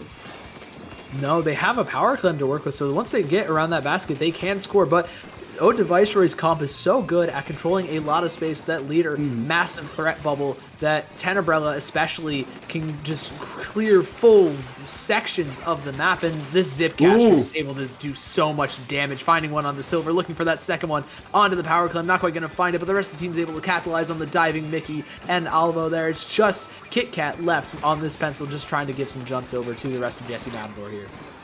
Ooh, and Goji able to get the splat on one, but not on that much. Ooh, huge snipe here by Devin on to the pencil. It looks like Auto Viceroy again are able to get back into mid. Now the big question is, can they get past mid and onto the basket? It doesn't look like it. Yeah, no, Ode to Viceroy are caught in the back foot now, especially with Goji going down here. However, trading out Allo is definitely going to be beneficial to them. Mickey, though, rushing with Silver's burst bombs, finding that pick onto Fishy, too, is going to cause a ton of issues. This power clam picked up by Mickey. They're in a scoring position, able to get it in, able to pop that reslider and survive, create a little bit of space before getting picked off by Devin on that leader. Now Silver with that Zipcaster also finding a second pick. And Allo just scoring as much as they can, only able to get one clam in, though, before trading out. And that's the first score of the game. We only have a minute and 15 left. Yeah, given how much trouble both of these teams have had to push, this is still better than nothing. This is still pretty nice, but right now with 3 players down, Silver is the last player standing for Jesse Matador trying to get the jumps. It's going to be a problem right there. Mickey going to the side is going to be punished. That's going to be a rough defensive moment for Jesse Matador. Yeah, now they're on the back foot. There are 2 power clams in the hands of Ode to Viceroy here. They're going to need to stall out for quite a while, basically a full minute at this point, but they're doing so well so far. Mickey's also looking for the pick on the Fishy, finding it, getting Goji as well on the jump in, trying to find Devin for that third, but Devin's going to be able to jump over just in time. Where to? To the basket. Not even able to score, though. Mox created the space, but not quite the safety to for Ode to Viceroy to get moving here. Now they're short 2 power clams here. Fishy's going to need to rush to make one and jump over to help out Goji, but Mickey with this reef slider stays alive, creates a ton of extra space, and gets the trade too. It's 2 members down on Ode to Viceroy, and they need to push now. Jesse Matador are threatening to push to the basket again. They don't even need to, but keeping the action right here is huge. They open the barrier, and Jesse Matador is going to get game number 1. Yeah, that excellent work to them. Game 1, played very stable, especially in the face of what can be an unconventional and difficult to play into comp. You know, that leader intent, again, controls so much space. You have to be almost perfect playing against them, and Jesse Matador were just able to play at a pace that, allowed them to really punish anything that Goji and Devin especially did. Yeah, that's the thing with having an elite. Auto Viceroy were able to hold their basket area so well. I mean, Jesse Matador were several times in full control of mid, but not able to break through. And the fact that you had an elite and a tent right there meant that Auto Viceroy were able to defend incredibly well. But every time Auto Viceroy had some advantage, had the numbers, had the paint, they didn't have the speed to run forward, and Jesse Matador was respawning, getting back into the action, and Auto Viceroy was really struggling to get any ground past mid because of that.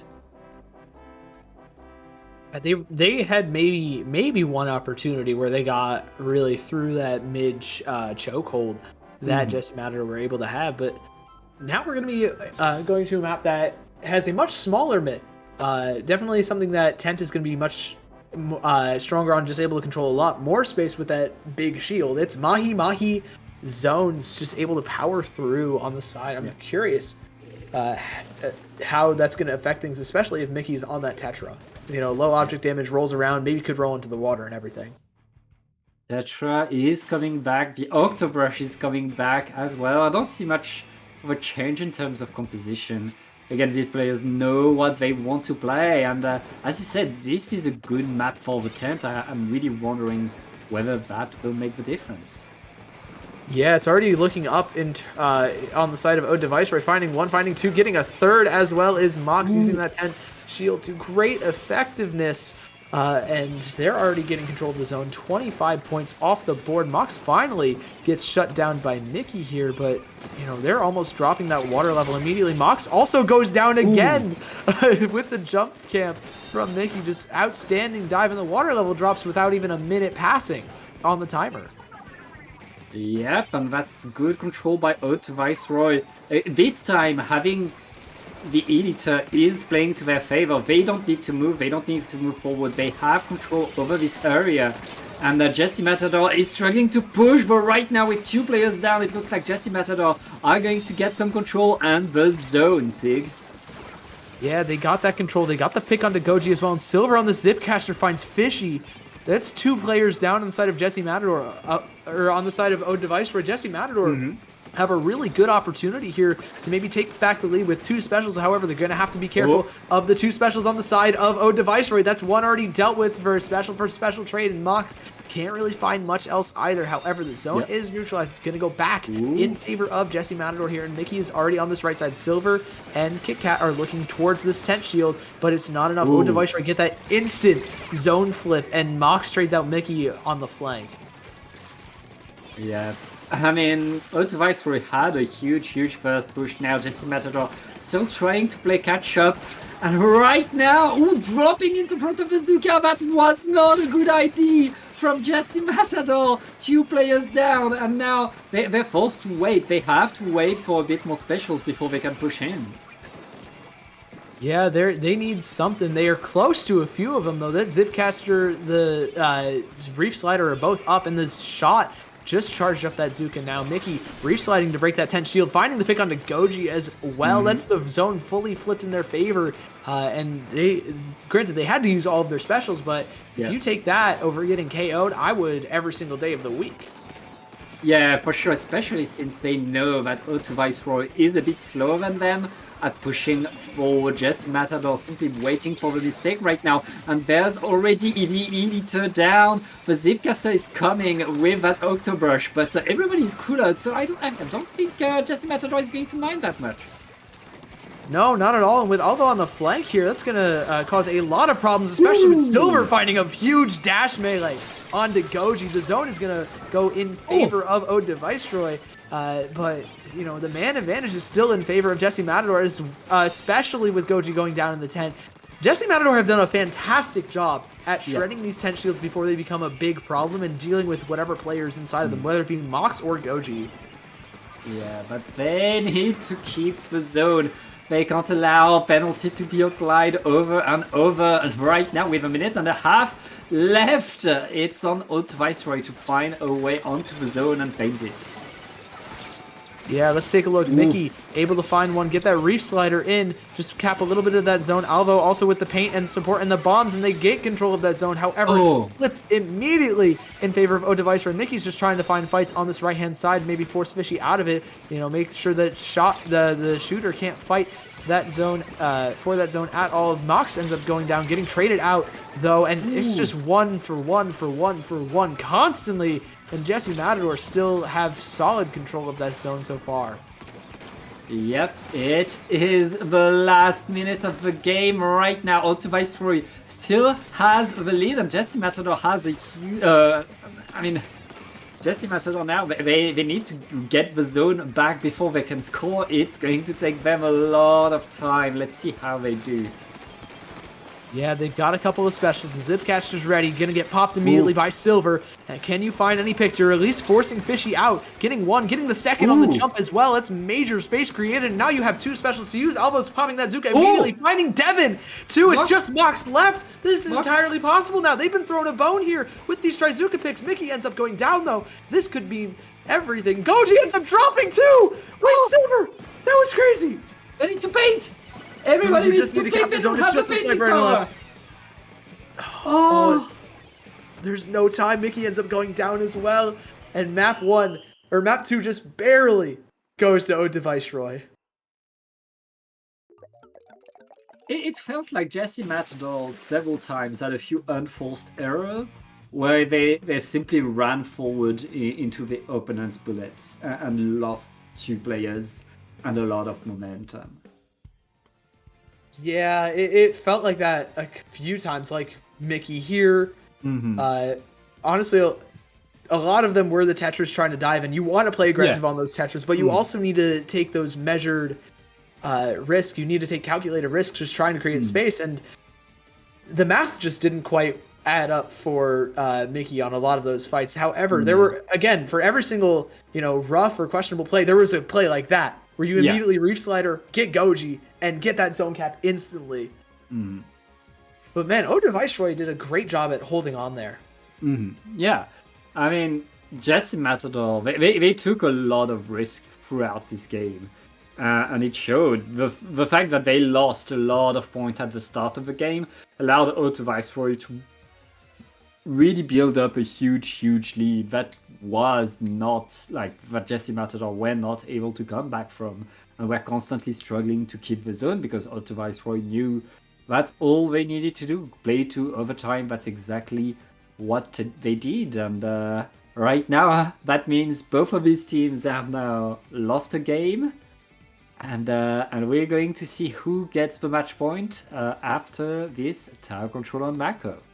Yeah, it's very hard to play against a leader intent when they have the lead. They can stall for so long, punish you for any over-aggressive misstep that you might make, and you get super aggressive on Jesse Matador's comp there. So Devin and Goji had a bit of a field day, really. Now we're going to a bit more closed off a map. The leader isn't going to have quite as easy a time here finding picks.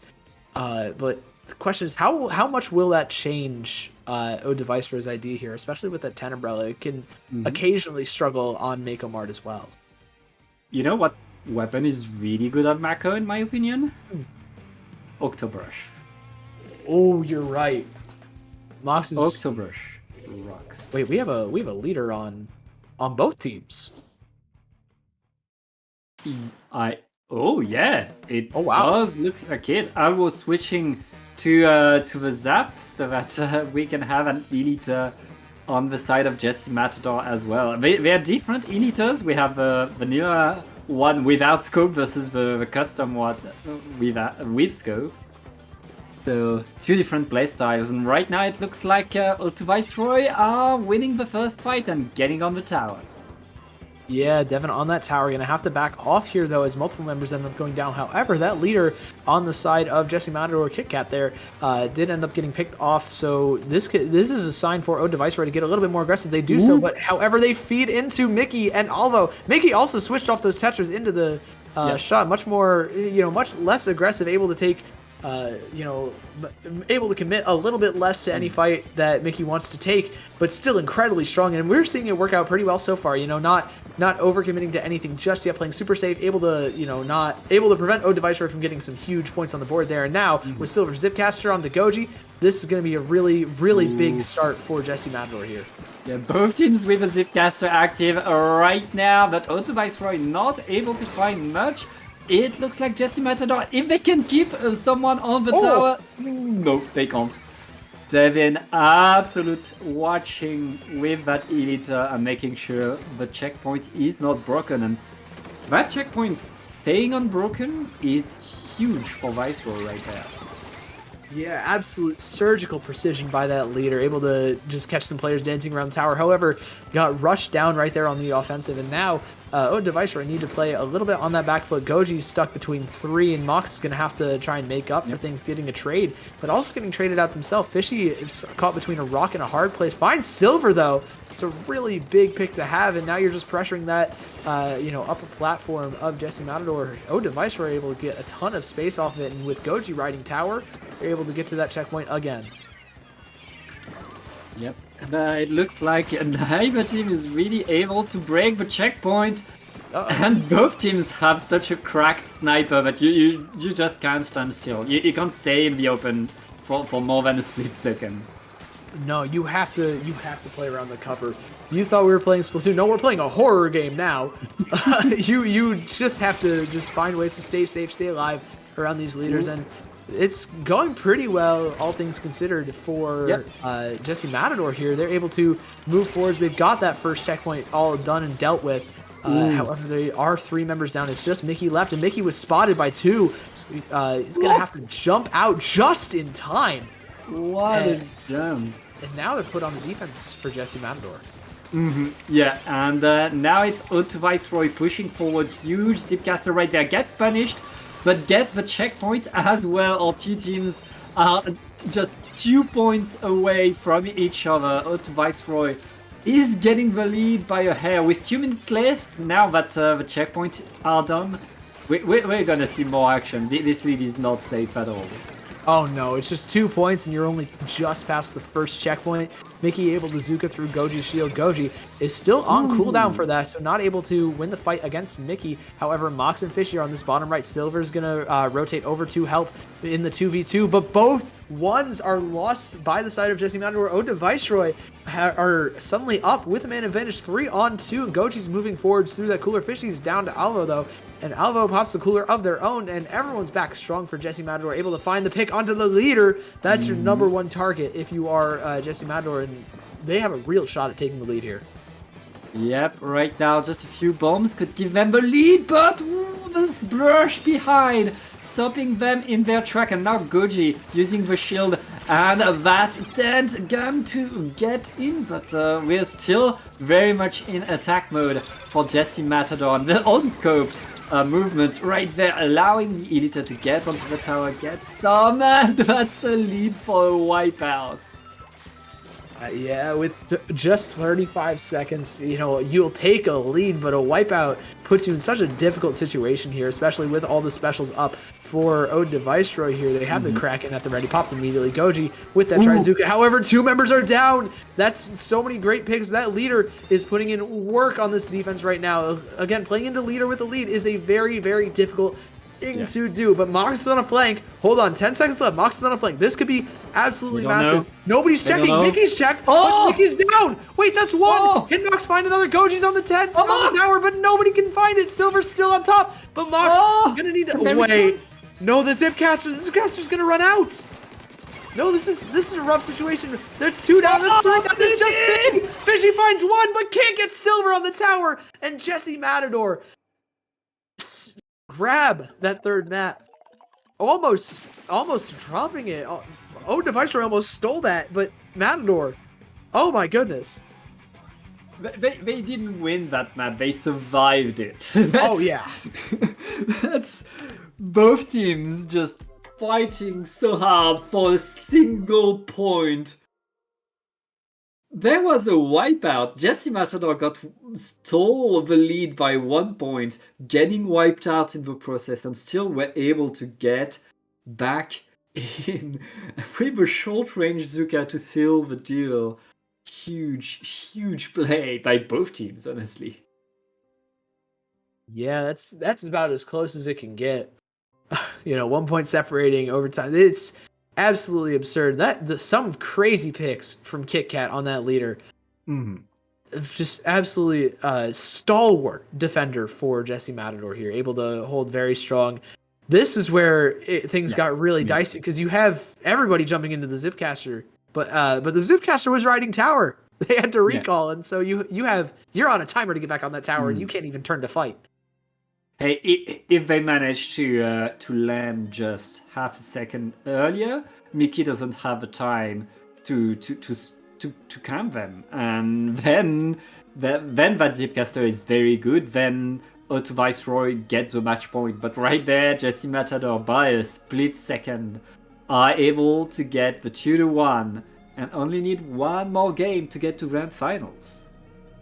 Yeah, and it's on a map that they have won before. It is Rainmaker Undertow Spillway. We just saw it in the last set. Jesse Matador, very comfortable on this map. Able to play the Tetra on Mickey as well, just for a little bit of extra aggression. It's going to be... The ball is in Ode Viceroy's court right now. Yeah. Ode Viceroy, they need to really adapt. And going on to Rainmaker, we can see that Ode Viceroy, they like to hold their ground with the Elita. Going into Rainmaker, that's going to be a rough one. I expect Devin with the Elita to be the one carrying. I say that, but there's an Elita on the other side now. Yeah, we're not seeing the Tetra either. So Mickey's gonna keep on that shot, switch it over. Bit of a change of pace, but it worked out pretty well in that game 3. However, the leader duel is gonna end up leaving both sides short. Player Goji actually ending up dropping there, but Mox on a shark, just up in mid a little bit, trying to get a little bit of paint down for themselves. Now this is a tough situation. This is a dangerous situation. Mickey's behind the brush, but the brush wasn't seen by him. Able to just be dealt with from the rest of the team though, and that's going to allow Jesse Matador to just get that Rainmaker moving forward. Fishy's also down, able to find that flank, but not much more after that, and the Rainmaker shield's popped. This is a big opening for Jesse Matador, especially with the Trizuka. Yep, and that opening is still going. What's Viceroy defending as much as they can? They got the splat on the shot, and the Zcaster is coming in, is going to stop the Rainmaker push right there. Almost a wipe. Auto Viceroy should be able to at least get to mid, but Alvo is already waiting for them. Alvo not long for that world, able to just stall a little bit, but not much, not able to find any picks. Can kick out, find anything? No, Devin's gonna win the duel actually with the corner peek. That right side peeker's advantage. It might work for Devin on that left side too, and Goji goes down to a bomb from Mickey. It's even Stevens here, and Jesse Matador with the specials able to capitalize. Alvo trying to dive just a little bit onto that Rainmaker, but with 20 seconds left, the Rainmaker ends up going down regardless. And the Kraken comes through, finding some picks, creating a little bit of space, but it's just Goji on this Rain. It's a slow pop. Can they find that? Can they find any picks to go along with possibly pushing? No, Silver finds one instead. Yeah, the power of a good Splatana Stamper right there in full display. Silver cleaning up left and right. That's Jesse Matador.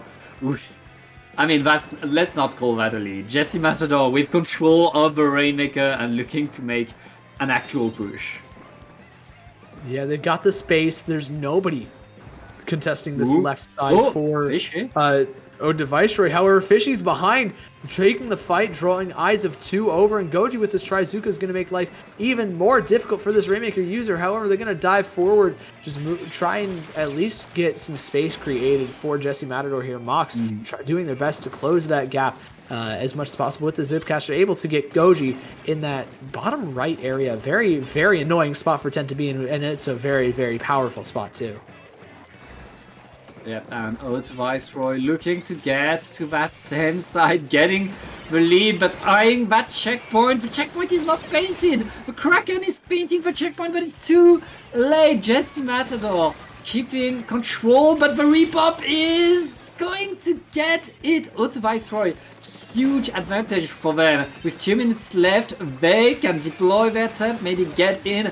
David not even waiting, is going to... Whoa! No way. Down to 3 points, Pat. That's absurd. And Fishy finding a pick on the Mickey as well. Just trying to stall this Rainmaker before it drops down to mid. Kit Kat is in between a rock and a hard blaze right now. You either drop into the waiting arms of O Viceroy, or you stall out for more and you burn this Rainmaker timer. You need every second of it. And the leader finds that pick too. This is such a tough look for Jesse Matador now. Yeah, see, that's what happens when you finally manage to outpace your opponent. You surprise them, you snowball them.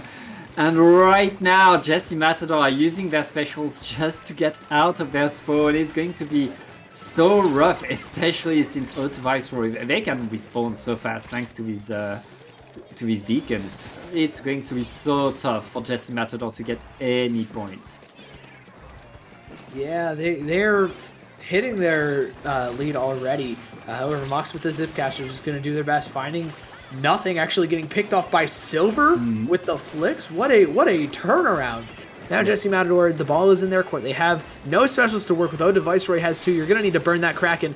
You get it. You get the checkpoint at least, but everybody's ending up dropping to Devin's Kraken. This is the most valuable Kraken I've ever seen. Finding 3, getting the wipeout as well with 30 seconds left. You have to think we're going to game 5 here.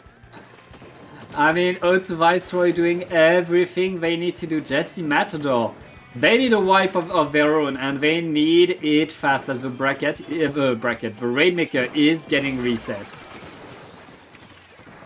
Yeah, there it is. The reset's coming through. Alva's moving forward, just looking for some space, but with one member down, this is a tough look. Mox also popping that zip cache, efficiently picking up Rain, and Mox dropping down, finding so many with the drop. Some Assassin's Creed stuff going on here from the Octobrush, and that's gonna shut things down almost entirely for Jesse Matador. Oh, Device Roy have forced 5 now, Pat. Yep, we are going to a game 5. Both of these teams are on fire right now. Now, game 5 is going to be back to Clan Blitz, this time on Scorch Gorge. We are running it back. Scorch Gorge time, Clan Blitz. Man, this was crazy. This map was kind of unreal. You have like no scoring until like a minute left, and then Devin just opens it all the way up, getting the checkpoint, getting down to 3, and then finding some crucial picks on the hold on the stall onto that Rainmaker holder as well right after this. That's the thing with two teams are so fast, maintain so much pressure.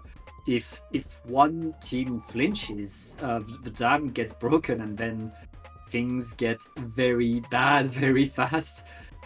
And O2 Viceroy, from then on, they played it perfectly, making sure to shut down anything Jesse Matador was able to do. Huge plays right there. Jesse Matador really struggling on Rainmaker. Now we're going back to Clan Blitz, and they won Clan Blitz earlier. We'll see how they're able to do on Scorch Gorge. Yeah, can they run it back? This is a really solid leader map too. You have some great spots to be. Defense, as always with leader, can get a little bit dicey, but if you get set up, you're a force to reckon with here.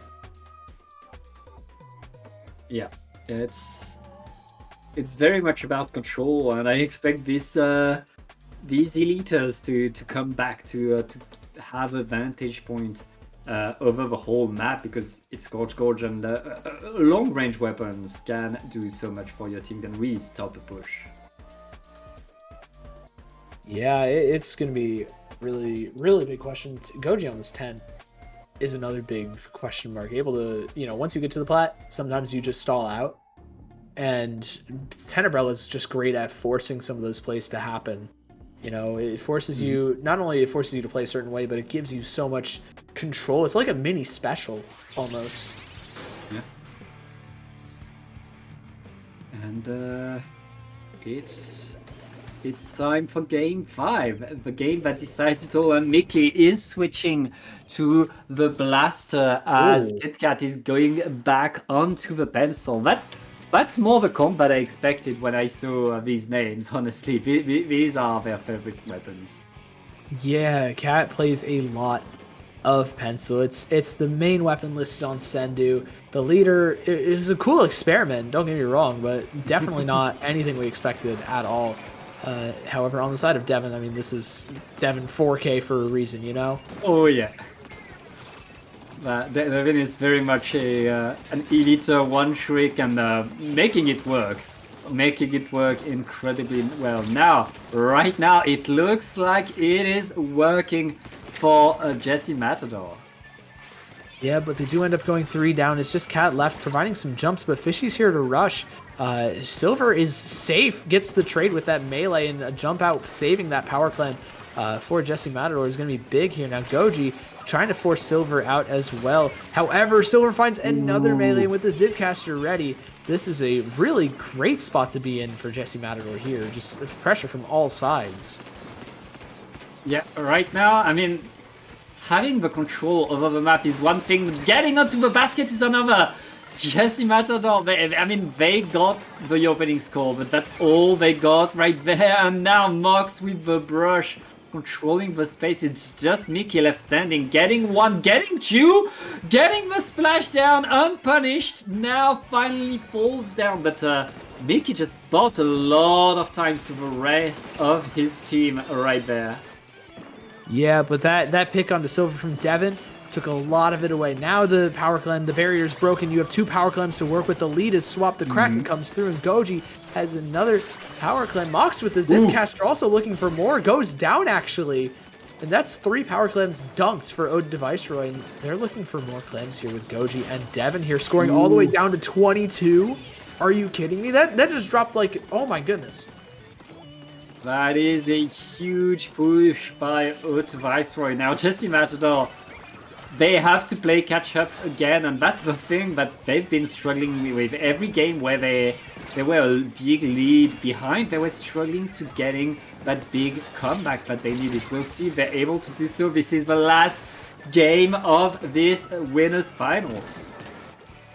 Yeah, we have 2.5 minutes left. You have still well over half the game. You find a pick on the Mox. That's a trade for Mickey, but Goji's to the tent, pressuring Cat a ton here. Now, what? There's so many trades in that bottom left area. Silver also forces a jump out as Mickey tries to move to support, but Mox is there just faster thanks to the cover fire and it being so close to mid. But Mickey finds a big direct. Oh, Jesse Matador have suddenly put themselves in a great spot unless Alpha gets picked off by Devin there. Devin with a partial charge. Those things are still strong. It may not be the one shot, but you're tagging somebody for 60, 70, 80 damage. And Mox finds 2, make that a 3rd on top mid. Shut down by Mickey though. And Mickey with this power climb is just trying to keep Jesse Matador holding mid right now. Yeah, will it be enough? Silver instantly splatted in that Zipcaster. I guess Jesse Matador needs to wait a little bit more before they get their big push. They have 1.5 minutes left to assemble a comeback. Avo not finding much with that Zuka. That's going to be rough. Yeah, and with 2 members here, you're taking a 1v2. Winning it though, fighting both. That's exactly the opportunity Jesse Matador needs. Breaking that beacon as well. That's a ton of space. However, Mox is there to drop. Finding almost the second one too. So much damage being output by that Octo Brush, but none of it quite connecting to a pick. And now Devin's going to have to just hold down the fort until everybody else gets back here. Goji now on this plat. And now Jesse Matador need Alvo to go huge on this Zuka though. The Zuka duel going in Jesse Matador's favor. Alvo finding 1. And now they have all the space in the world to work with here. They don't have that many clams, but they have enough for a super clam. That's cool. That's a very rough Avo. Last player standing is going back into spawn, and that's another break of a basket by Jesse Matador, where all they do is put 1 super clam in. Yeah, tough spot to be in. That's just how the cookie crumbles sometimes, but you still have 15 seconds. You need to make a power climb though. Silver has 3. That's probably your best bet. Silver's just looking for picks, trying to find them, and also trying to make it at the same time. It's a mad scramble for Jesse Matador here. Can they find enough? Yes, just in time. We're going to overtime. They have 3 specials to work with. 4, make that 4 with the Zipcaster. This is entirely all of a sudden possible. 3 of them getting popped immediately. The splash to make space. The Zuka to find picks, and the cooler just to keep everybody, at the same pace. And here's the score coming through. The Zipcaster as well finding Goji, looking for more. The Kraken is out though. That's a lot of space. Silver can't find Mox either. That's the push gone. Yep. Another 1 super clam push, Sig. They can't catch a break, and that's going to be game and set for Ode to Viceroy, who are now qualified for the grand finals. It looked, man. It looked rough out there for a second. They weren't able to get a push going for quite a while. 2.5 minutes left, I believe, was when they finally got it going. But wow, Ode to Viceroy just scored and scored and scored and scored. Just unstoppable force here on Scorch Gorge. Yeah, I mean, again, it's the power of really getting that one big push of really coordinating and taking control of the space. Ode to Viceroy, in terms of fight, these 2 teams were pretty even, but in terms of space control, Ode to Viceroy really showed in that final game that they had really better control of their own basket. Yeah, able to play some stalwart defense there. Again, that comp can be hard to play into. You have so much to worry about between the brush, the tent, the leader, and even the zap. You'll forget about the zap and it'll just randomly find 3 somewhere. Ode to Viceroy played that out beautifully. and especially in those last two maps, they came alive, big scores at any point in the game they wanted. They're moving on to our grand finals, and Jesse Matador is going to be waiting for our lower bracket finals, see who wins our quarters and semis. Yep, we're going to take a short break, and we'll be back with some loser bracket action, so don't go anywhere.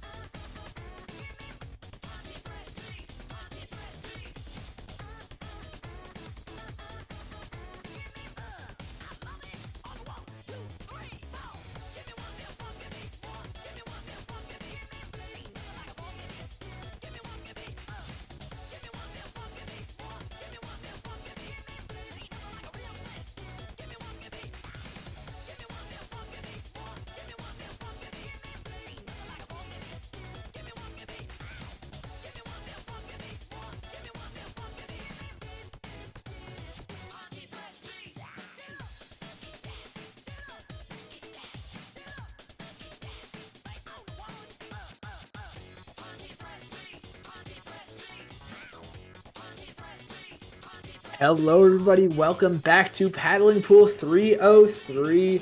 We have your lower bracket semifinals. It's Uprising versus Harakiri. I'm Sig Dakari. Joining me is Pat. And Pat, we are back on Clay Blitz Barnacle to open another set. Yeah, and this time though, it is a best of 3 because it will lose the semis. It's going to be so tense. These two teams have 3 games to decide who will get to the podium, who will get to fight for grands. But right now, as you said, we're going back to Clam Blitz on Barnacle and Dime, a map where we've seen teams being able to really take control of the map, but then really struggle to push in, to get in the basket and put good clams in there.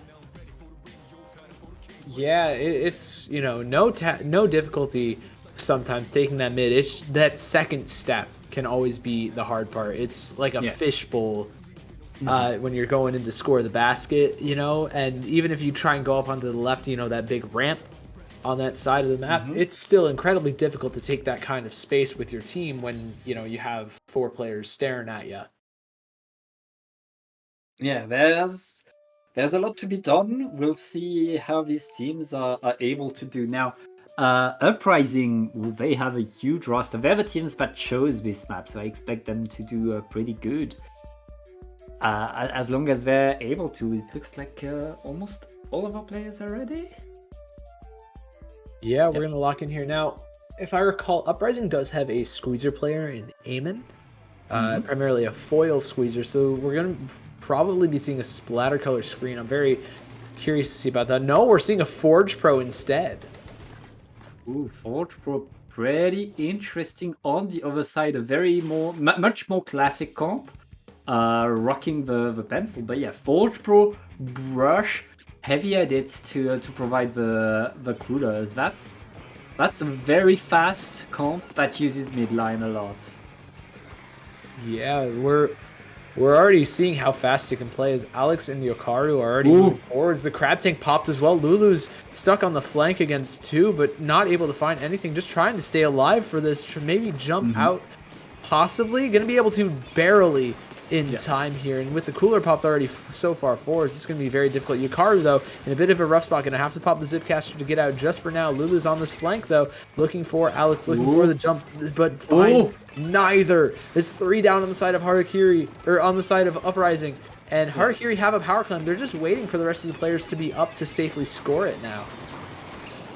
Yeah, and I believe we have our colors mixed up, and Uprising is in orange. Harakiri just scored into the basket. That's a decent opening, honestly, going after the first minutes, especially since Seb is able to stay in the middle of the map and maintain control. Yeah, but Glacier looking for the pick. No, doesn't quite get it onto Alex, but gets traded out. Yokaru, though, going down to Lulu in a one-on-one. That's going to be pretty tough. However, this bucket, Aaron, is holding a solid amount of space, holding forward as well on the Little, just trying to hold strong for the rest of Uprising to get back up, able to just in time. However, Harakiri have 2 power clams to work with. They have 20 clams worth of points to score here, and the strikes are coming through. Will that mean that both of these power clams are being scored? Yes, it will. The Booyah Bomb comes out from Uprising, though, and that might be a solid defense outside of the extra points, but Seb has 3 more, and we're down to 35 left for Harakiri. Yep, and right now, it's, Harakiri simply maintaining their power, maintaining their advantage, getting more and more. Uprising, though, able to get into mid, able to get pretty deep into position. Finally, they're able to win the fight, get in. But the Crab Tank is stopping them. Now they have to run away. Lulu with that brush, able to save the Super Clam. Now the team needs to reform, reassemble, and prepare a push. Yeah, Lulu's not quite able to get out of there alive, but taking a bunch of clams, so Harakiri can't make one quite as easily, and they can't, end up possibly KOing. 2.5 minutes left here, and Uprising still have not gotten all the way back to mid. This Trizuka, though, is going to help out a lot from the Azul Recooler, but they're going to have to deal with Yokaru Zipcaster first. Now, Seb finds Glash here on a bit of a flank. But not quite finding any picks, making just a little bit of space, forcing some eyes to turn. But Lidl is going to have to back off again. All the members of Uprising are constantly going down. Lidl finds Yokaru, but the barrier is broken yet again here, Pat. Yeah, and the lead is extended by Harakiri. Alex, right there, huge crab tank. We're now just a few more clams away from victory, and Yokaru getting in there, putting 3 more. Only 1 clam is needed. Jay, the bucket, is going to take it, and that's game number 1. Yeah, that was no breaks from Harakiri. Almost said Hikari. That's not the right name. Harakiri just really did not give Uprising a chance at all to even get back in the mid.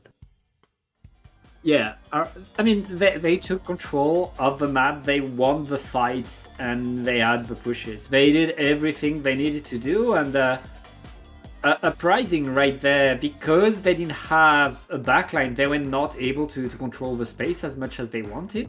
That meant the pencil and the stamper on the other side were outranging everything. And also they were outpainted, and they lacked a lot of DPS. Like, I feel like the comp that they have is interesting, but it's not working there because they can't play with their strength as they're getting called out and shot. Yeah, this matchup is definitely very difficult for Uprising's comp. Like you said, the range is incredibly tough, but also the specials don't really work in their favor. Forge Pro has a Booyah Bomb that gets absolutely shredded by Stamper. A lot of the other specials really don't help in the way that they want, where you need stuff to poke, you need stuff to break objects like the crab tank. So the Trizuka, it works, but you can't have that be like one of your only options to deal with those longer range threats like the Sniper Editor, like the Stamper. You need more than that. And we could see some possible changes. Like I said, Uprising, Eamon does play the foil squeezer as well. I think it's more of a comfort thing, just like maps wise. But that could be something that we see. That screams very capable of slicing up the map and cutting off some longer angles that allow Uprising to take closer fights. Yeah, as you said, we'll see if Uprising adapts their comp. They are back to the wall right now. If they lose this game, they lose everything. They stick to their guns, and we'll see. We'll see how they're able to do it. Now we have a map that is a bit less open, but where there's a lot more cover. So the range advantage that Harakiri has will be a bit less effective, which should give a bit of breathing to Uprising. Yeah, it should benefit them just a bit. Killer Whale coming through. Lulu on a bit of a flank here. The Crab's out as well. Alex just going to drop it there. Lulu down, though, to 3. I think Harakiri have not lost a member yet, and they are already marching towards this checkpoint, breaking it immediately, and the tactical is getting popped. This Zuka going to find one, but Yokaru on that Zipcaster able to trade out. Also finding the second one, possibly a third onto Lulu as well. That heavy edit is alive, but it is very, very low. But the Rainmaker certainly isn't able to score down to 23 points, though. Is really big, especially for that first minute here, Pat.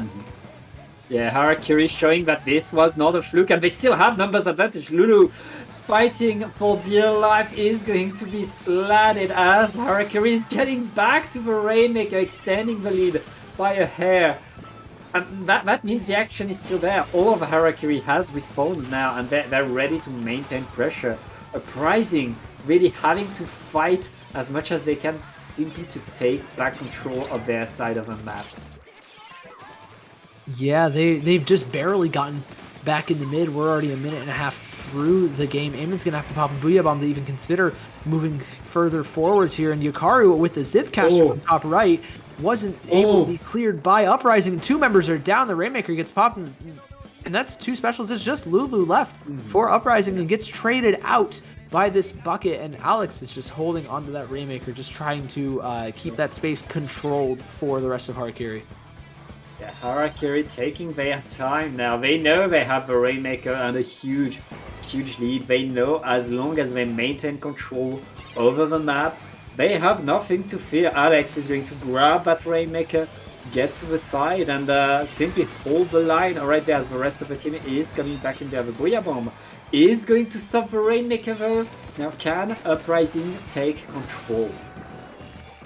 It's a really big question. Yuzuka's not going to be any help in taking back control. Just kind of some pop shots out into the middle of the map, not connecting onto anything just yet. But this bucket certainly connecting some chip damage onto glass here, and now moving over to the right-hand side, trying to take a fight here. Yukaru ends up actually going down, gets traded out though by this bucket. The bucket diving is just absurd. It goes down to the heavy, and Lulu's on the flank here with the brush. There's two members staring. Can the rest of the team capitalize? Looks like they get control of mid finally. They get some man advantage as well, but the crab tank is up, putting so much pressure on Lidl here. Lidl is just trying to run the Rainmaker forward as fast as possible, but intercepted by the bucket. And Yokaru goes down to Lulu, I believe. But that's about the only pick that Uprising are going to get here. Yeah, every time ends with that brush being able to fight, but being completely alone and surrounded. This is so rough for Uprising right now, as the Harakiri is back in control of the mag, back in control of the Rainmaker, but with two players down, this could be an opportunity for Harakiri. They activate the Tactical, they have the Rainmaker. It's just that crab tank to the side, but that crab tank is not that much of a threat, as Uprising is in there and punishing. Oh! That's big. Uprising have 2 picks. Lulu pops the killer whale as well to, force people back, maybe get that flank from Alex just dealt with a little bit more. However, 1 HP, not able to really enter the fight, and the shot player also dropped. Lulu, how are you in this platform? How'd you get here? It's a brush. Don't question it. I guess I won't. That was ridiculous. That ended up burning a ton of time for Harakiri here, and Uprising have an opportunity. However, they're not able to capitalize, constantly getting picked off, traded out. They're down 2 players in mid now, and Harakiri just have a stranglehold on this game here, Pat. Yeah, it is so strong right there with 40 seconds left in the game. Lulu getting in, able to get some momentum for Uprising right there. This could be the opportunity, Sig, as they got the splat. They need to repop. Before. They have space. space. So to repop, they have space. Strikes this up though, and same thing with the crab tank. That's a lot of specials invested from Harakiri, just trying to prevent Uprising from taking this checkpoint, and it's worked out so far. But there goes Alex, traded out. There's 2 down. It's just the bucket contesting that Rainmaker though, as well as the Sniper Rider. The Sniper Rider can't really do anything. Actually going around from the flank on those grates. They get the checkpoint, but the Zipcaster from Yukaru comes through. Are they able to pop in time with this Booyah Bomb? Maybe? Yeah, they do. They get the pick onto Yukaru too. They're going to have to stay alive though. This is all about staying alive. Maybe picking off that bucket as well. That bucket is the main bomb. That's a full wipeout. There's no way. There's no way they take the lead. What? Uprising at the last second, fighting every pick going their way, everything they need. And they hang on by a thread and force a map 3. That's why you keep playing. That's why it's never over. Huge comeback, incredible play right there. I mean, I thought they were done, but they were able to just force their way through that checkpoint, then force their way through the repop, and then get a wipeout. Incredible. Outstanding plays. After that extra sneak from the bucket, I thought it was, just a stall fest until it was over. 16 points is such a hard lead to come back from. Yeah. But no, Uprising, they stayed strong. They got through all of it, through all the specials, through everything, the chip damage. Eamon dunking that rain, somehow surviving all the chip and the zip. Absurd stuff, and the Booyah Bomb just to get the extra pop and 2 picks along with it. Outstanding work. Incredible Rainmaker gameplay means Harakiri is alive in this tournament. We're going to sort it out though in the final map of this losers semis. That's going to be Inkblot on Tower Control, see? Yeah, El Clasico. The Splatoon map. Something that we've seen for it's 8 years now going on? Yeah. Since 2017 when Splatoon 2 came out, really. Yeah, and it's solidified itself as the classic tower map. For a reason, it's really well oiled. You know what to do, you know where to be with your team. Now, this is honestly good for Uprising because there's this uninkable ramp that you have to go through. With a brush, you can go in and go up that ramp and up to that platform. a bit faster, which can be incredibly key when you get a push to the second checkpoint. Yeah, Brush ends up breaking a lot of pacing rules, especially on this map. Like you said, the uninkable ramp, you can kind of expect, oh, it might take them a couple extra seconds. No, Brush can sprint right through that and really kind of mix you up, send you in for a loop. And Uprising, they've been good to take advantage of the openings that Lulu creates by doing that. The question is, are they able to here, especially against Harakiri, who's seen basically in control for the past 2 games almost completely? Yeah. Yeah, entire control, getting that last second comeback is much harder, but it's also the mode where you can snowball the most. So we need to be ready for anything, as these teams have shown us so far. Now that's a decent opening for Uprising right there, able to get a bit of numbers advantage, and they already take the tower. They know that as fast as they can get that first checkpoint, the better.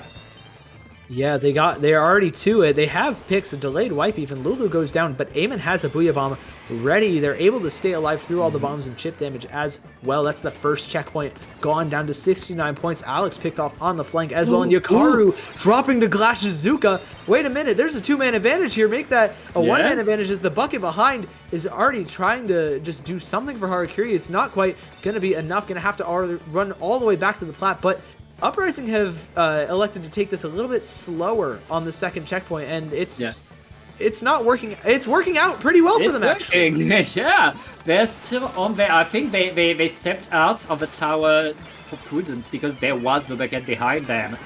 They played it perfectly. They were able to stay coordinated despite that, and right now they're past the checkpoint. They're trying to go through that platform, and it's a different order. But again, that Brush getting in so fast, dodging the pencil, who's the last standing. Seb can't defend right now. That is huge. And Uprising, despite being behind, are now pushing to the third and final checkpoint. Yeah, and they've already broken it too. The crab tank from Alex is gone. That's most of your defense. Oh! The bucket's gone too. Wait a minute. That's your last line of defense, really, if you're Harakiri. The Booyah Bomb locks off every single angle. And Uprising, against all odds, they come into the game for 3 minutes of the 12, and they win. Uprising played the last 15 seconds of the Rainmaker game and then decided to simply run. Oh, actually, if we run forward and kill them, that's all we need to do. Let's do that over and win. The game's a lot easier when you win every single fight. Yeah, it's really Uprising switching gears, changing not their they kept the same weapon, but they really changed the way they played. They were more confident, they were more aggro, more proactive, and really making sure that that they got that KO in pretty much a single push. Yeah, that was just shocking work from Uprising. They did not come with their game faces on for game 1, but man, as soon as they turned it on, outstanding work. Yeah. We're going to be moving on real quick, real soon, to our lower bracket finals, though. We're going to see Uprising taking on Jesse Matador in just a couple of minutes headed your way. Yep, don't go anywhere.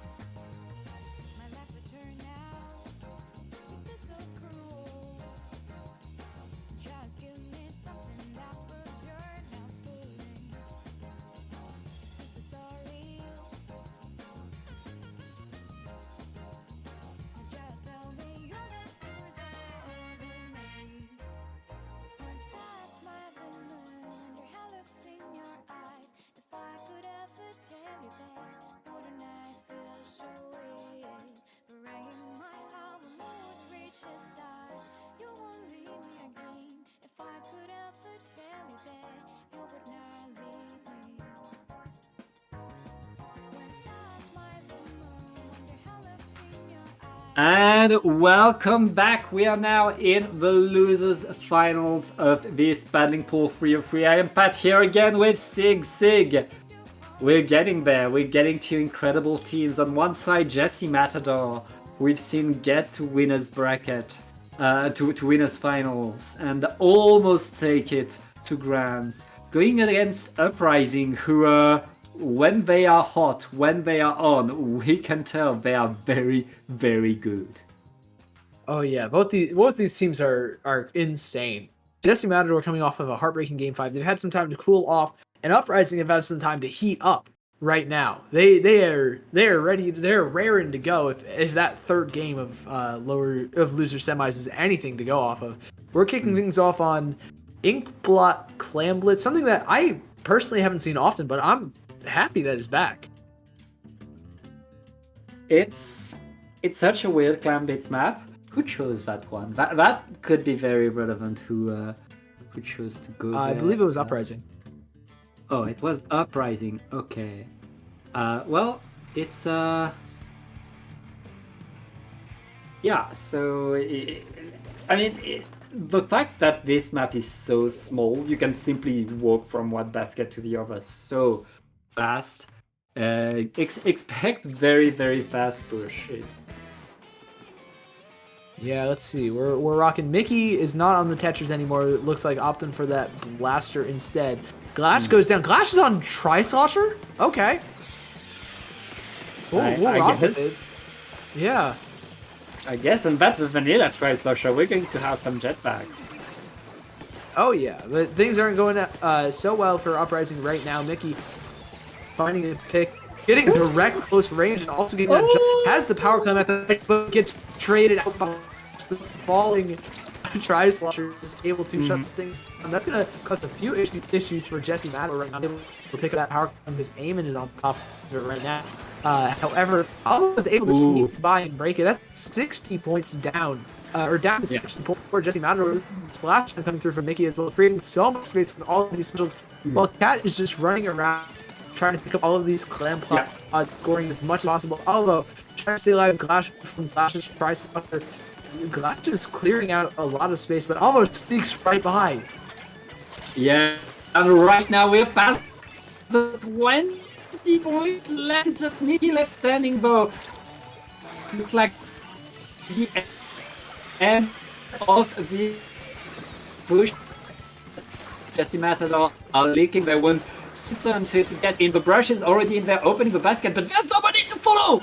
There's nobody here, Sig! Oh, everybody ended up dying. Little had to jump out as well here. Now Mickey's able to shark everybody on this plat. Maybe find some picks, get Glash, maybe find Lulu as well. At least chipping Lulu for quite a lot of damage. And now Jesse Matador is able to play around a lot of the space they've created. Look at all this mid from the eyes of Lulu. It was all painted blue in favor of Jesse Matador, able to move around the map so freely. And Mickey finds a massive direct, not quite able to get out of the way of Glash though. Silver takes a jump into the basket, into the spawn, finds a melee on the Lidl as well, and Glash is here to just clean up the barrier. Ends up going back up, but now only 18 points remaining for Jesse Matador to score, and 70 for Uprising. This is a pretty tough game, but Lidl finds that first power climb. That's going to be a big closer.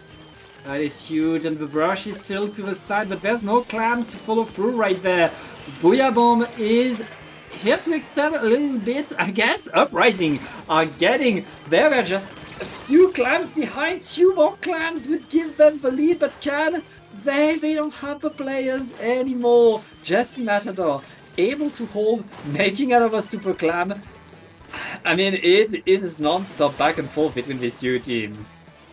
Yeah, no, it's a lot of just back and forth, high scoring games so far as well. We're already down to less than 25 points left for both teams, and we still have 2 minutes left in this game. Eamon goes down to a 2-on-1 in the bottom right. However, Lido finds Mickey, but not after Mickey gets that power climb tossed in.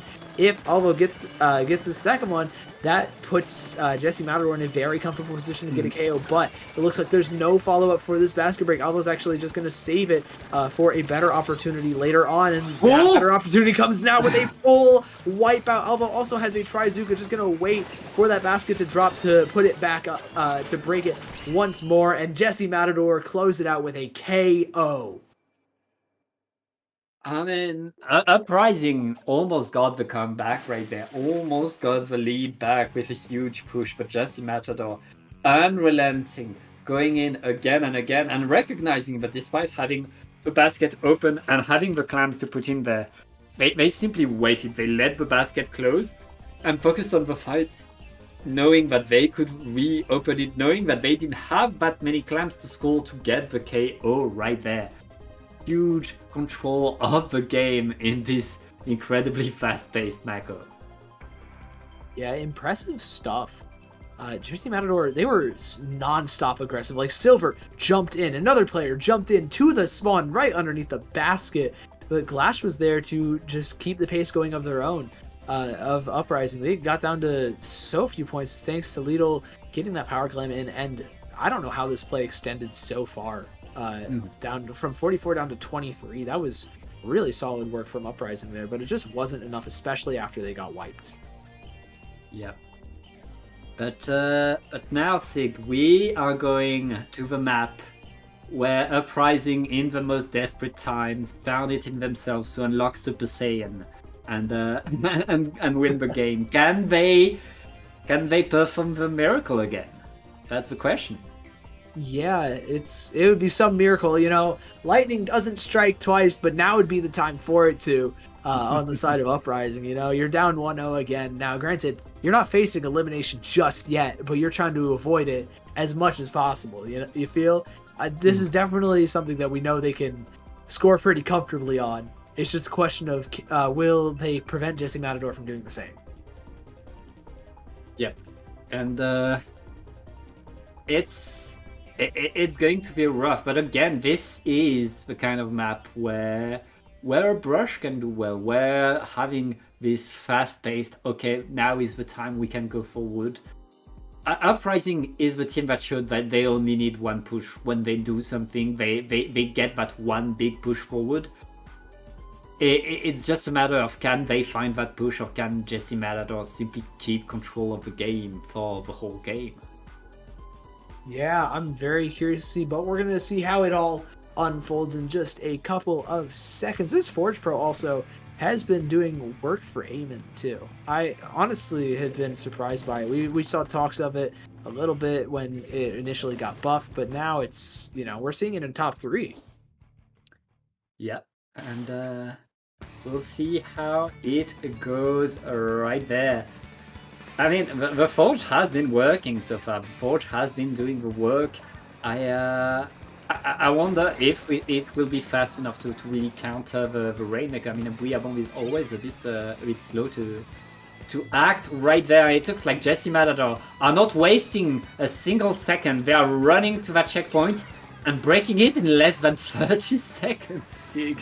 Oh my goodness. And Nikki and Alvo almost escape. Lulu does find 2 though, almost getting that jump in, but Silver able to keep that pace going a little bit more for Jesse Matador. The jump in from Nikki though is not safe, but there's so many players dropping. Jesse Matador are finding these jump in kills, and it's really helping keep their pace up and slow down Uprising's retake like that Zuka from Alvo. The Rainmaker is reset, but Jesse Matador have full control of mid here, Pat. That is huge right there. Uprising is playing defense again. Oh, the brush not able to go through and get in 2 pointers by Mickey right there to make sure that they can get the right AoE, and that's another push by Jesse Matador going the way of the greats. The brush is countered and 2 players down onto Uprising. We have another push by Jesse. Yeah, but Glash is here on the flank. Can they find anything? Yes, they find 2. Silver and Alvo are down. Mickey is in the spawn, but caught within the crossfire of 3. The splashdown does find a trade on the Eamon, though, but the rest of Jesse Matador is backing out. They're actually being hunted by the rest of Uprising. The Pen and the Blaster end up going down here. Glash doing a fantastic job, almost getting a 3rd as well, but Lulu not quite able to trade out either. Now things have really evened up, but Uprising is only actually left a little now. Jersey Matador, I found so many picks in mid. Yeah, and right now we're back to the drawing board. Uprising defending their side of the map. I mean, they're playing defense, but it's working. 3 players down. I guess Jesse Matador not able to win the fight they thought they had. That's going to be a push for Uprising. Let's see how Uprising can do with momentum. They already get the checkpoint. Not much time wasted there. Yeah, and the Booyah Bomb already coming through. Gonna get popped on that snipe. Force Cat to back up, but Cat already down. And Silver dies to the Booyah Bomb. That's a lead for Eamon. Eamon already rushing forwards, down to 8 points left. It's only Alvo left. Alvo does win the fight against one, wins the second one. Constantly isolating, getting a solo quad. Jesse Matador, they may be down, but Alvo has certainly gotten a clip for today. Yeah, huge save right there, but now the roles are reversed. It's on Jesse Matador to get that huge push, to get that comeback. And Uprising know that all they need to do is waste some time, get a few trades. That's exactly what they need to do right now. Yeah, and the trades are going all their way so far. 3 members down, staggered as well on the side of Jesse Matador. Uprising in fantastic spot. However, Jesse Matador do have 2 minutes left. They have a lot of time to work with. So if this push isn't the best for them and they end up getting wiped, they still have a couple of opportunities here. And Glash with this tries to just trying to stall out for as long as possible. Not quite finding any picks, getting a ton of damage and forcing this Rainmaker all the way back. And the Whale finds another. That's a full wipe. And now Jesse Matador, they have maybe 2 more pushes left, and Uprising hold on for now. Yeah, very nice hold by Uprising. 1 minute and 20 seconds is all they need to hold to get that victory, to get a point on the board. But you talked about Booyah Bomb being shredded by the Spatala Stamper, and this is what happens right there. This is another push on Jesse Matador, who are again going to that left side, trying to get in. Yeah, however, Glash is going in from that other side, gonna lose the 1v1 to Alvo on that Zuka, and Silver finds 2 unanswered picks. Wait a minute! This is all of a sudden in favor of Uprising, however, or in favor of Jesse Matador. However, Eamon pops that Booyah Bomb, not quite able to find anything out of it though. Mickey splashdowns to make space. Glash has another Zuka at the ready. Shot gets Zuka so quickly, able to pop twice on this defense, and 20 seconds left on this Rainmaker. Jesse Matador need to get moving and finding the picks on the Glash. Wait, this is entirely possible, but no, the Rainmaker goes down. Kama ends up dropping. Alvo here is the last lifeline for Jesse Matador here. The Zuka trying to pop that Rainmaker, but no luck just yet. They can't even get the pop because all 4 members of Uprising are up. Uprising takes the Rainmaker, pops it, drops it, and Eamon is out there to safety. And Uprising have effectively evened up this game. What survival, what clutch by Uprising, getting the victory. We are now 1-1 in this losers finals.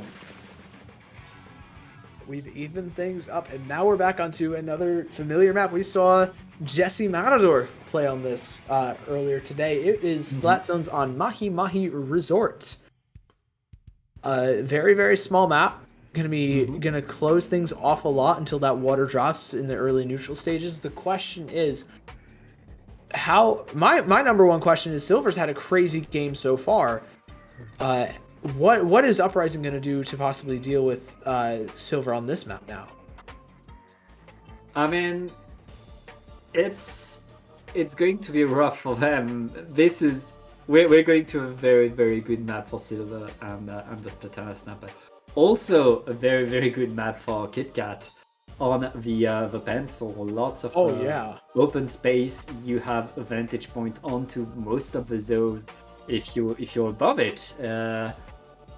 Jesse Matador are going to use they'll have to use all of their tricks for this next map if they want to take it. Yeah, they're gonna have to reach deep into their bags. We might see some wacky weapon picks from Mickey on here. Who knows? Anything is really possible. At this point, I don't know what weapon Mickey can't play. I think we're gonna see Mickey stay on the blaster from now on. Okay. I think we're in losers bracket, very far into the tournament. And this is Mickey's comfort pick, you know. And when you're at this point of a tournament, you don't want to go with You don't want to something meme funky. around. Yeah. Yeah. That is 100% fair. That custom blaster putting in some work for Jesse Matador.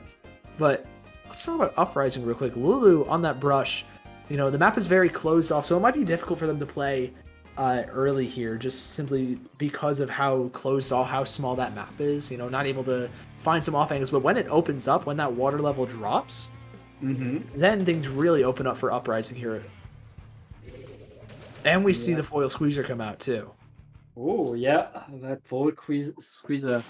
It's going to give a lot more opportunities to get in to Uprising. They'll have a bit of cover thanks to that screen, and that's what they need, especially against a pencil on the other side. Yeah, but before they get the cover from the screen, they're going to need to be able to get the control of this zone here. Jesse Matador already taking it pretty early, finding some picks, staggering some players as well. Lulu's down, and it looks like the rest of the team is short to follow. Eamon's gone. Glass trying to just help out the rest of the squad here. But ends up getting traded out as well. Uprising stuck on a pretty tough back foot to kick things off here on map 3. Yeah, and that's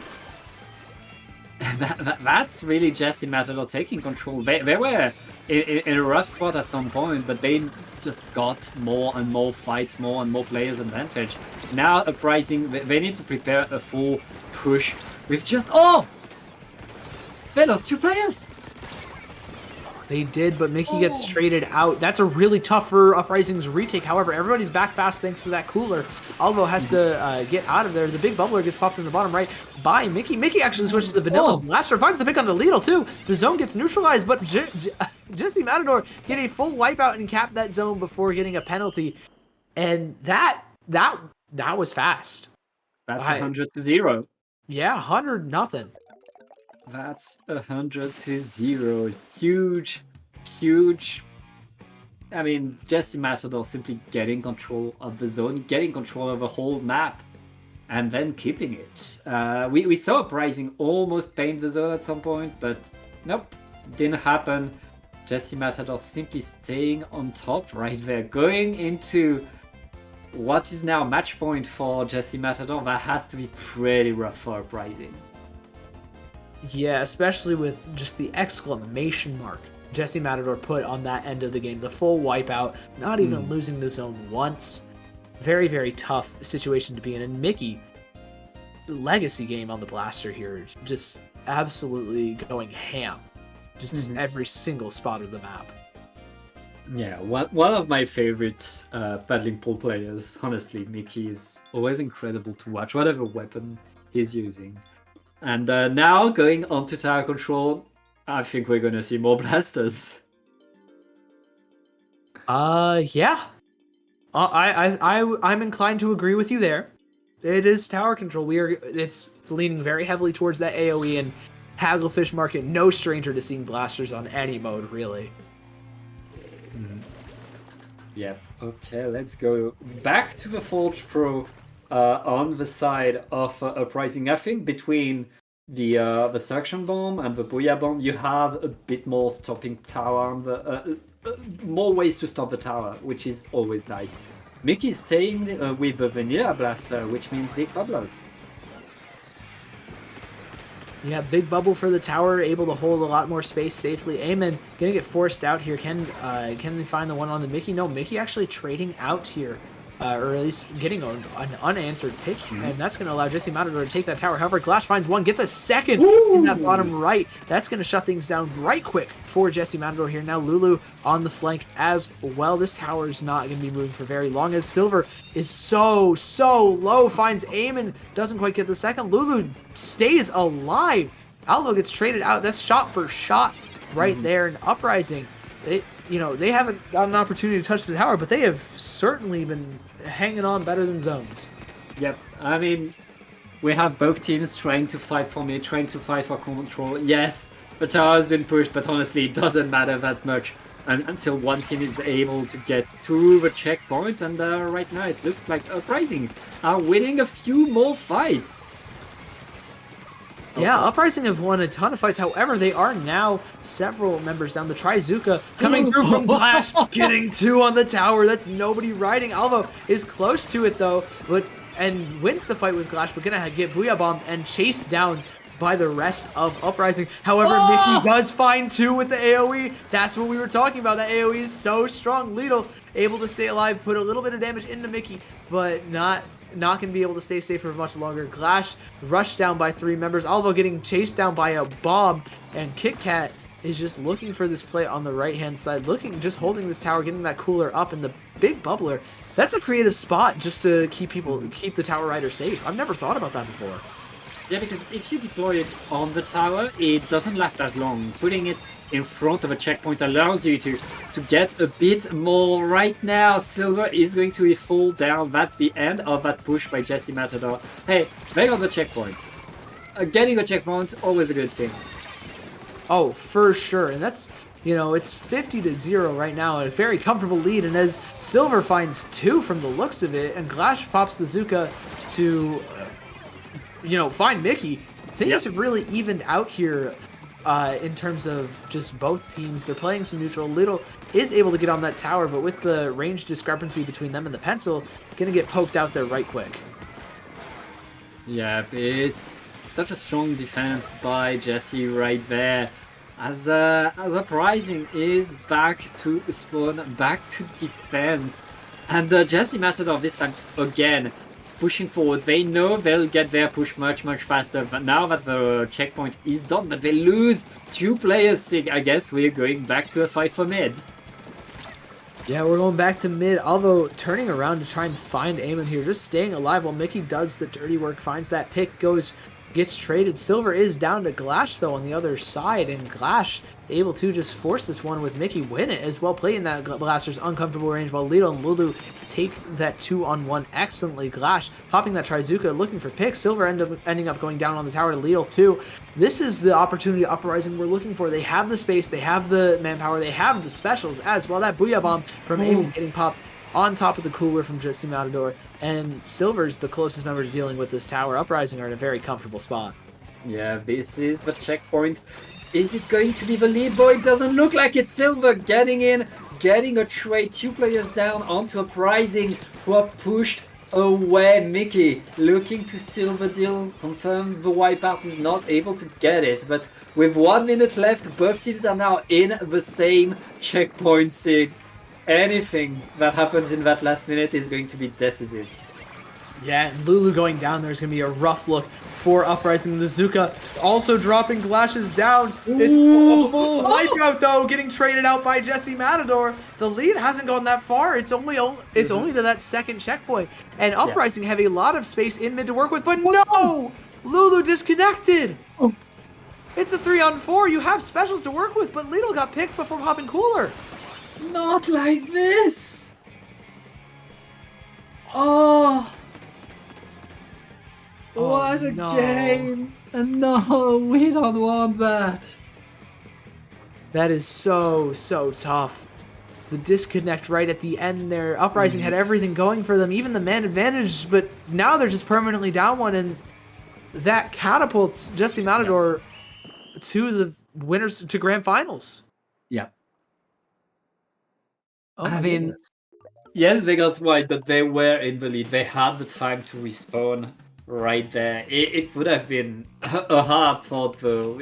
Anything could have still happened.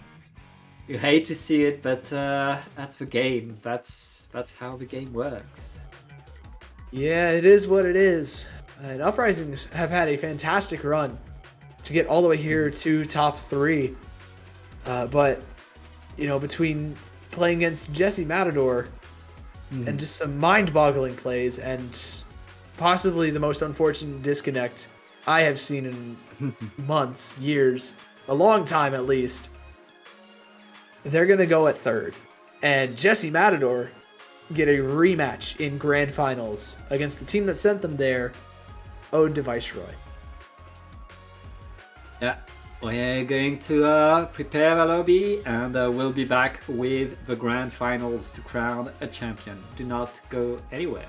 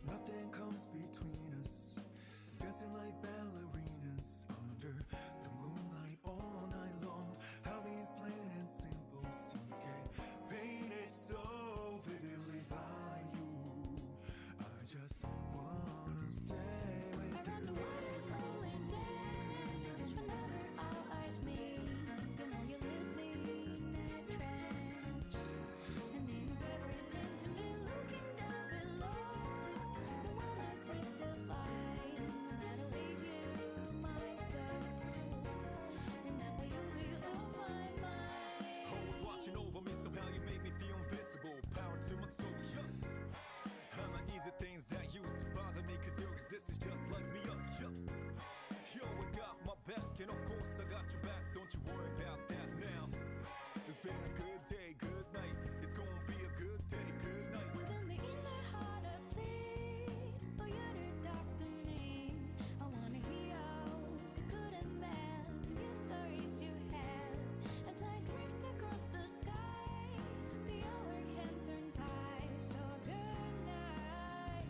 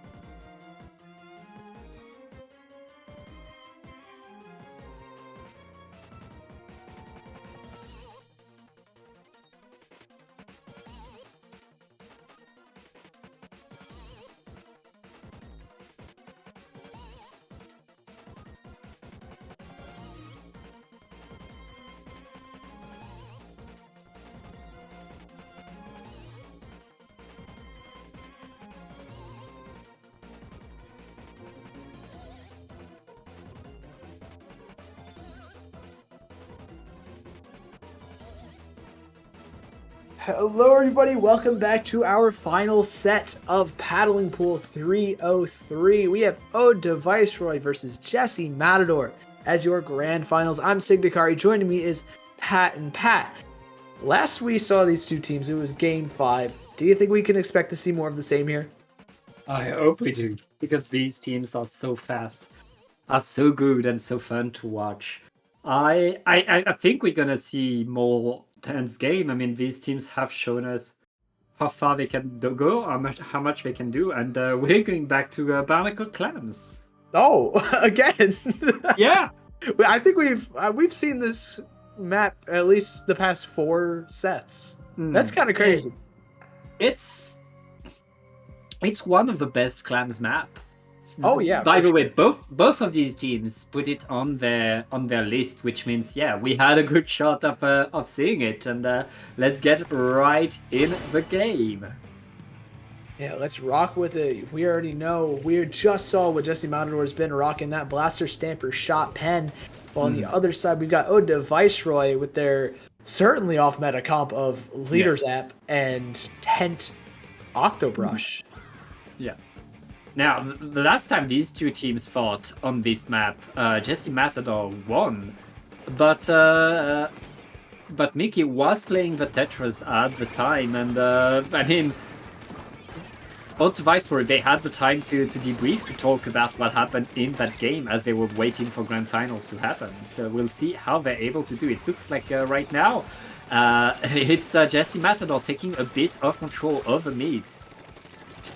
Yeah, already moving forwards. That's the first pick going towards Silver on the Oh. box, but 2 go down on both sides. Goji here trying to clean up Mickey as well, but Mickey gets that direct off. The respawning Devin is stuck in that pit. A bit of a difficult situation. Gonna have to jump out here. Trading places with Mox, actually. Mox down just trying to shark that pit. Gonna be a little bit difficult just with this chip damage and the auto bombs from Mickey.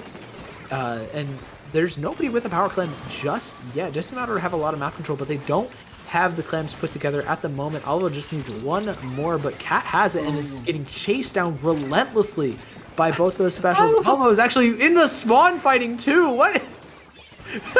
Almo with 7 clam, no care, simply keeping the fight on. And honestly, that was a good plan. But keeping the fight, maintaining the pressure is so quite often more important than putting one super clam into the basket. But right now, the pressure is off as Ode to Viceroy are able to get back to mid, paint around, take control. Now it's their turn to prepare push.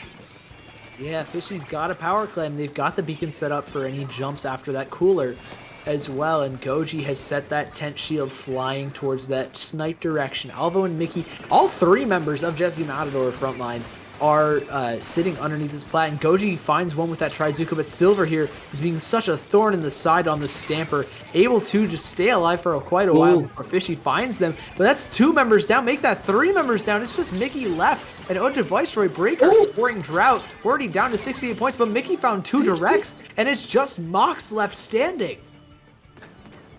Mickey with 2 directs, and I believe that was 2 indirects to get the splat right there. What's a way to stop a push? I guess you simply splat everybody.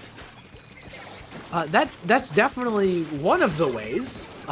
Solid work towards Mickey to shut things down there. Devin trying to take out this big bubbler. That big bubbler is going to be such a huge help for Jesse Matador, just trying to kind of move forwards, trying to take a lot of that space and hold it, especially since Leader is slow to break a lot of objects. Mox, though, really big shark here, just waiting for people to come up onto this snipe area. Such an important part of the map to be on, but nobody goes for it. Nobody takes the bait. Mox instead wants to get aggressive, wants to take initiative, and finds Mickey as well with the jump camp, finding 2, and that's Ode to Victory, taking back a lot of mid control. They're actually moving forwards with it as well. Yep, And it's now Ode to Viceroy looking to get a bit more, but all of Jesse Matador respawn are trying to get in. Zipcaster is not going to find much right now, and both teams are back to fighting for mid. Yeah, we're back into a more neutral game state. Jesse Matador have a minute and a half to find anything, find any kind of scoring that they can. And Mickey's going to open up the kill feed with one, popping the bubble, not quite getting the second one on the Mox, and that's going to be big trouble for Jesse Matador. They're again on this back foot. They've had to back all the way up into their pit, into the top right. Silver's trying to get aggressive onto anything here for Jesse Matador, try and make any kind of play happen. And that Zipcaster's going to go straight onto Goji, and that's your opening pick. That's what you need. However, getting traded out constantly is definitely not what Jesse Matador had in mind. Ode Viceroy has been unstoppable basically here, Pat. Unstoppable and reopening the basket, extending their lead. Jesse Matador struggling to defend right there. That turret is blocking every shot by the pencil. It is so rough for Jesse Matador as Ode to Viceroy are simply getting more and more points, and they're not losing the map in the process. Ooh, they just lost their editor, but they're still into mid, winning more fights. That Brush is not stopping. Yeah, no, Mox has been absolutely crazy with it, just holding down the fort, getting these massive, valuable sharks through, and just really, it's left Jesse Matador with just 10 seconds in overtime to score 60 whole points. The Zipcaster coming through from Silver and Alvo also moving forward, so Goji's going to struggle a little bit on this 10. The Zuka finds 2. That's exactly what you need if you're Jesse Matador. You can score 2 power cleanse here. That's 2 of them. Now you only need 1 more, but it looks like nobody's up but Mickey. It's Mickey against 3, and the jump's coming through, but I don't think he has the opportunity to even get anything here. Yeah, too far from the basket. That was almost a good push, but in the end it was cut short, it didn't work. And that means our upper bracket winners are going to keep the wins going, are going to take game number 1. Yeah, that's game 1 going over to Ode to Viceroy. Just fantastic plays. Again, I can't sing the praises enough of Mox there. So many times just finding these great sharks on the map, even just getting super aggressive when need be, and that Zipcaster putting in a ton of work. Yeah, I mean, Mickey got incredible fights, but again, Mox was on the other side. Both of these players were so explosive, getting in, getting splats, and forcing the other team to retreat, to regroup. In the end, it was Ode to Viceroy's ability to really coordinate, get these pushes, where Jesse Matador were falling short of the basket every single time until the end, where it was a bit too late. Yeah, it's a little bit too little too late, but now we're going over to a mode where you can score all your points just right at the very beginning and still win. You can even score just a little bit and close things out. We are on Rainmaker on Museum d'Alfonsino. Yeah. Rainmaker on there. I mean, we're going to see more Chargers. We're going to see more Zipcasters. Yeah. What else can we say? I mean, these teams are very set in their comps, playing the weapons that they're comfortable and best at, really. So there's really not much we can add on to. I say that, what on earth? That's a Never 52 mind. deco. We get another splatter color screen. Hey, deployed on the platform, you control the platform pretty much, because you can. The opponent doesn't see you coming. Yeah, but Devin already finding an early pick onto Silver. Gonna open things up. Also, Ode to Viceroy getting the pop thanks to that pick. Devin getting a second one too onto that Snipe Rider. Mox also getting a pick on the Alva, getting traded out though. Things are working out really well for Ode to Viceroy until Silver has something to say about it. Finally, not getting sniped out of spawn really, and has a major impact on this defense. Getting so many picks, making a ton of space, and Alva with that gal finds Mox trying to shark. You can't get away with that yet, and Cat breaks that checkpoint. We are both checkpoints down with 45 seconds off the clock. These teams are going fast, for sure. These teams are going very, very fast. And now with 2 players down, it looks like this push is going to be short-lived for Jesse Matador. We have 3 points a 3 points difference between these teams, and I mean, given the first minute, we're going to see more action very fast. Oh yeah, and with 2 specials up on the side of Odeviceroy being that Kraken and the Zip Cacher that just got popped, we're bound to see some fighting happen soon. Mock's already rushing towards this Sniper or this Cat. Not quite finding anything though. Staying alive on the base is important. And finding the pick onto Alvo is even more important. Can you find another one on the Kit Kat? No, not quite. Not even able to use the cooler as cover. That's a little bit of a tough situation to be in when you have Sniper Raider just, you're in their sights. Man, that's just tough to get out of. Yeah, that is a rough one indeed. But Gao pulled out to the side. That's going to be both teams now back to fighting for the Rainmaker pop. And I mean, we're back to neutral. 3 minutes in the game, and ooh, Silver getting instantly punished. Both the Zipcaster being instantly punished right there. At least the pencil was taken by Viceroy, but Viceroy, Jesse Matador able to defend well enough. The Rainmaker stays in mid, but Viceroy, they're still in pushing mode. Yeah, they've still got the power. They've still got the control of the map. Goji's just backing up the Rainmaker to possibly steal the lead here, but no, not quite. You have the rest of Jesse Matador respawned and raring to go here. Mox is also down now, so Goji's kind of stuck on an island here, Pat. This is going to be... They jumped out, actually. It's quite a difficult defense now for Device Ray being so many members down, and they have Bazooka on the side of Jesse Matador.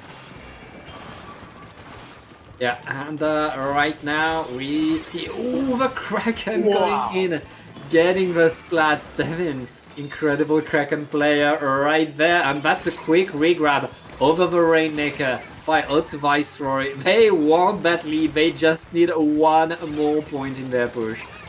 And they're not able to get it! No, But they still can't find it. But now they have the man advantage. They have the space. Mickey getting the pick on the Rainmaker, but not after they took the lead. And now Goji has a Trizuka at the ready. This is entirely possible, but no. Mickey on that shot, getting some picks onto the Rainmaker as well. Getting a pick onto Mox too is going to lead to Jesse Matador getting control back of mid with Silver Zip. And Silver also finding the cooler. That's Fishy gone for Odeviceroy. Devin on the E-leader does get a couple of massive plays though, and now Deviceroy all of a sudden have full control of this map.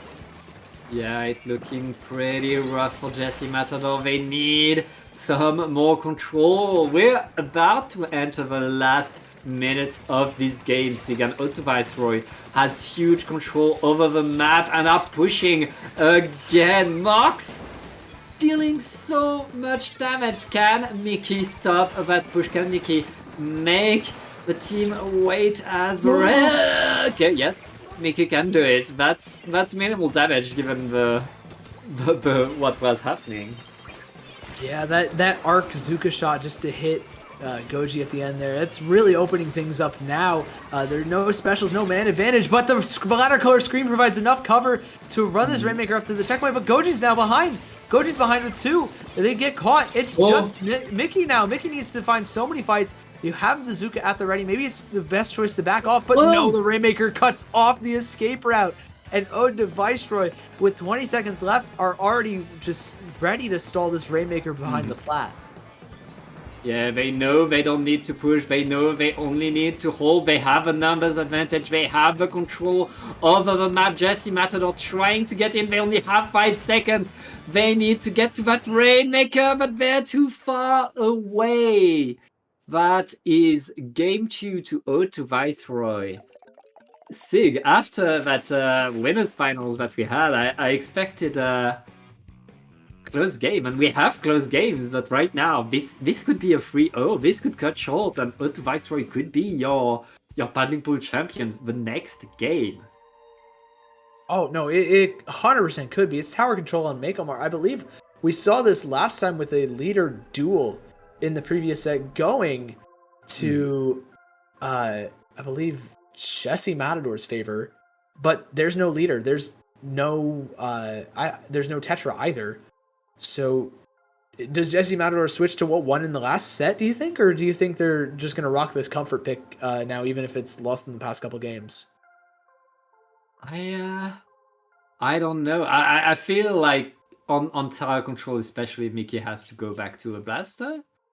But I mean, at this point, these players know what they're doing much better than us, and we'll see what they decide to do.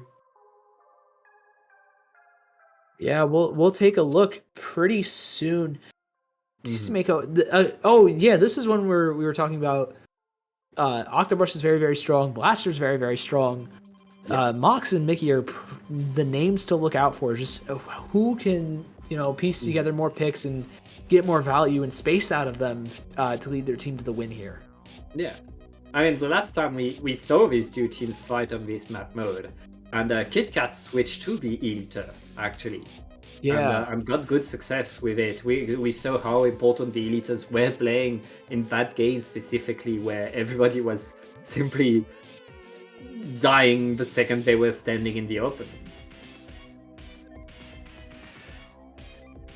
Yeah, those leaders were absolutely massive. There's some crazy partial charge kills as well. Just happened to left, right, and center. But now, I don't even think we're going to be seeing... I think we're only going to see one leader in this game.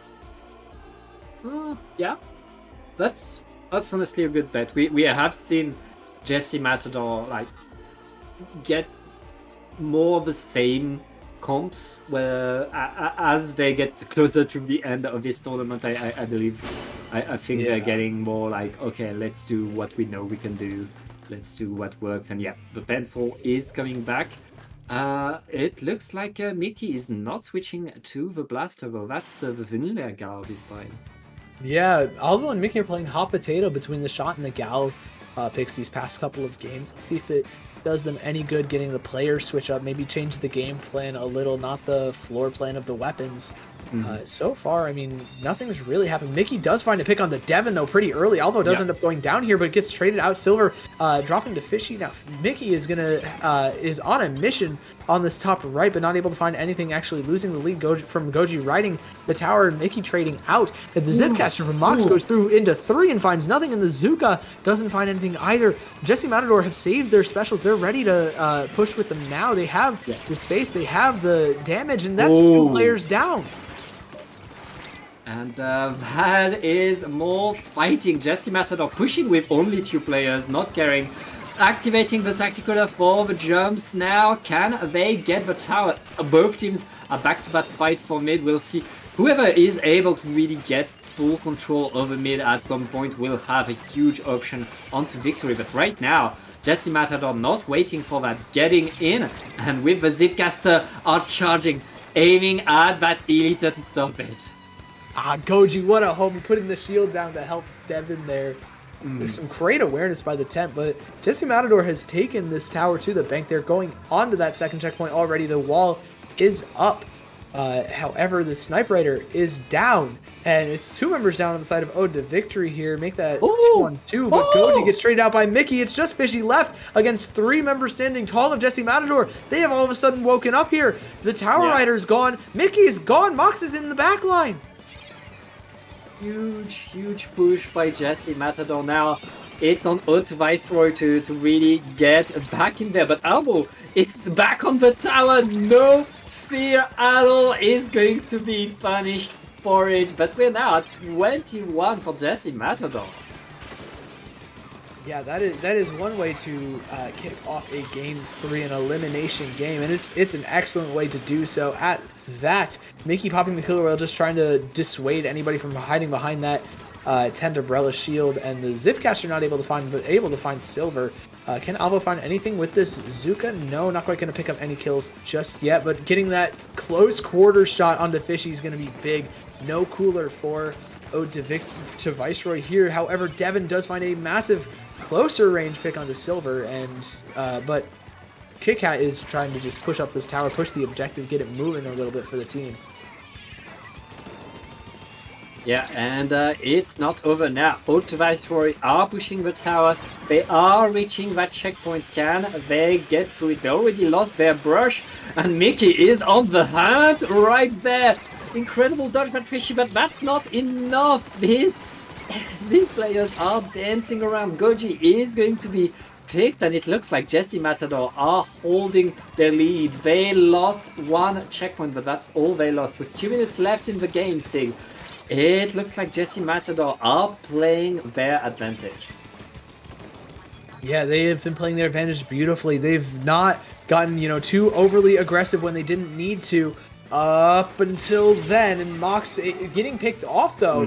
They're still trading out when they're getting super aggressive here. Mickey going down here is going to be a bit of a wrench in things for Jesse Matador, though. But Alva, with this Zuka, forcing so many people off of these stacks, that's the main point of contention. That has been for the entire game. This whale's coming through. Still Fishy and Goji in the bottom right just against Mickey and all of the rest of Jesse Matador. However, Mox is on the flank to clean things up. Odin and Viceroy have a shot here to take this lead. They have a minute to do so, but they've popped 2 specials. They have invested a lot into this push already, and they don't seem to be backing down just yet. Well, Well, it looks like they're backing out now.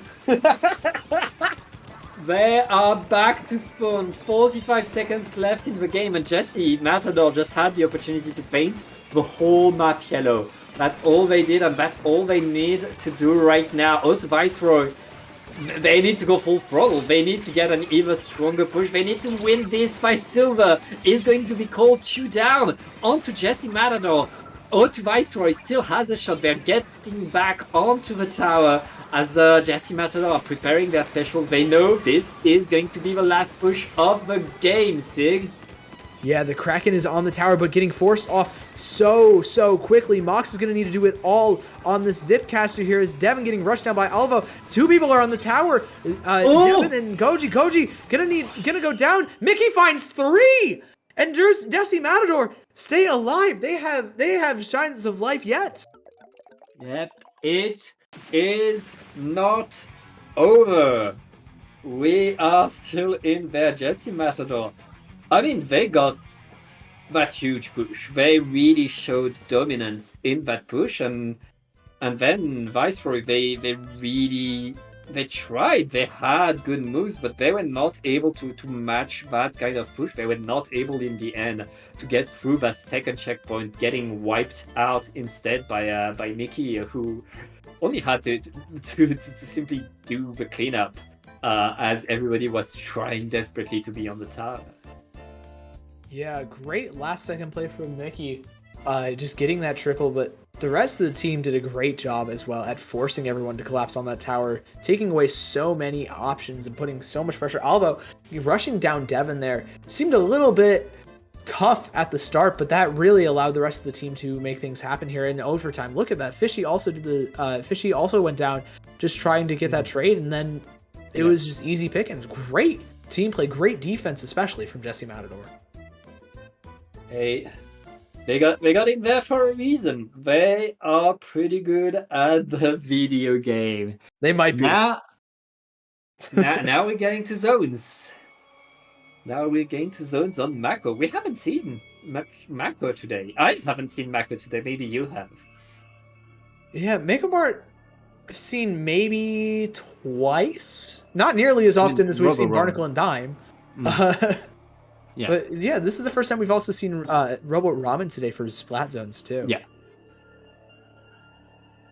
Yeah, Robo Roman is I mean, I'm kind of surprised. We've seen a lot of the classic maps. This is one of the classic maps, especially for zones, and this is the kind of map that you'd expect to see. So good thing we're seeing it. Let's get in the game and see how these teams adapt and switch up their game for zones.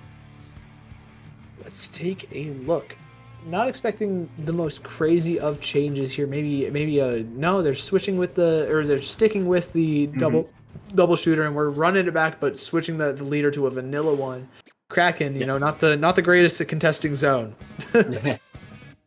Hey, you can't paint with Kraken, but you can recharge your ink and paint with the Elite if you have Wave Breaker. Right now, onto Viceroy using the tent to get onto the zone, try to get in. and now everybody's dying. Oh, nice corner shots from Kit Kat there. Gonna open things up, get Jesse Matador some time and space to get this lead, maybe extend it a little bit. Although there to back things up for Silver. Silver ending up going down to the Zipcaster though. But and Zuka for Zuka trades gonna only benefit Ode to Viceroy here with that 10 shield. Yeah, and Ode to Viceroy now getting a wipe out. They have no penalty pretty much. It's likely that they'll get a lead off of it as long as they can get a special fast, but it looks like Jesse Matador is struggling to get in. Bazooka is coming, got the tent, and Jesse Matador able to get to the zone, but not able to paint yet.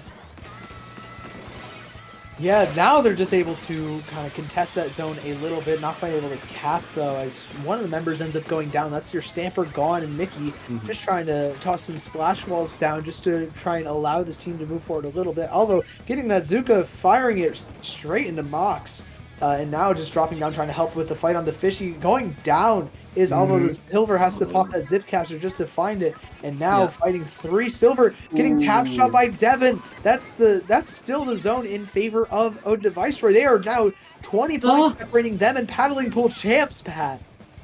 It is looking pretty strong for Ode to Viceroy. Jesse Matador needs to run at the zone, but they run in front of the wall. They get bombed.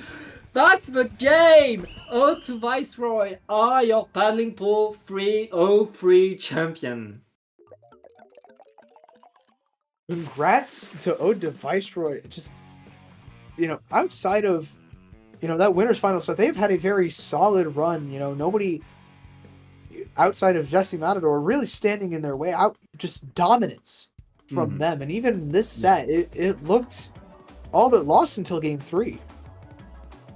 I mean, Ode to Viceroy, like Jesse Matador, incredible team, incredible players, were able to force to put Ode to Viceroy in difficulty, were able to take several games off of them. But in the end, when Ode to Viceroy had control, when Ode to Viceroy had the lead and the map, Jesse Matador struggled to get in, struggled to get back, and that's the difference between a high-level team and a top-level team. It's really that keeping that control that you had, that optimizing, getting the best of the situation that you have, and Jesse Matador not able to get the comeback that they wanted. That's going to be the game, and that's going to be the tournament for Ode to Viceroy.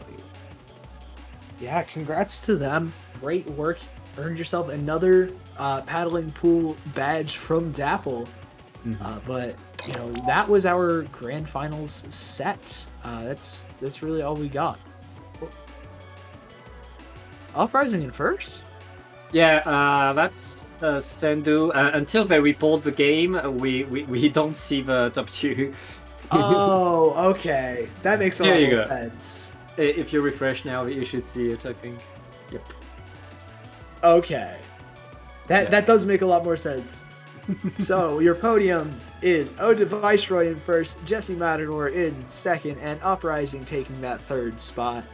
Congrats to all the teams, but that will do it for us here on Dapple Productions. But before we head out, Pat, it's been wonderful casting with you today. Where can the lovely people find you? Well, you can find me on Blue Sky at PatJ or Tom. It's written on your screen right now. Just tap that in Blue Sky and you can find me. And Sig, where can I find you on the internet? You can find me at Sigdokari, just as you see at the bottom of your screen, whether it's Discord, Twitter, Blue Sky, Twitch, YouTube, any of that stuff. I'm there. I'm down to talk about Splatoon. And with that being said, thank y'all for tuning in. Huge shout out to our production, Jarian. Absolute GOAT running the stream all day. Absolutely. Shout out to the TOs, and we will see y'all next time.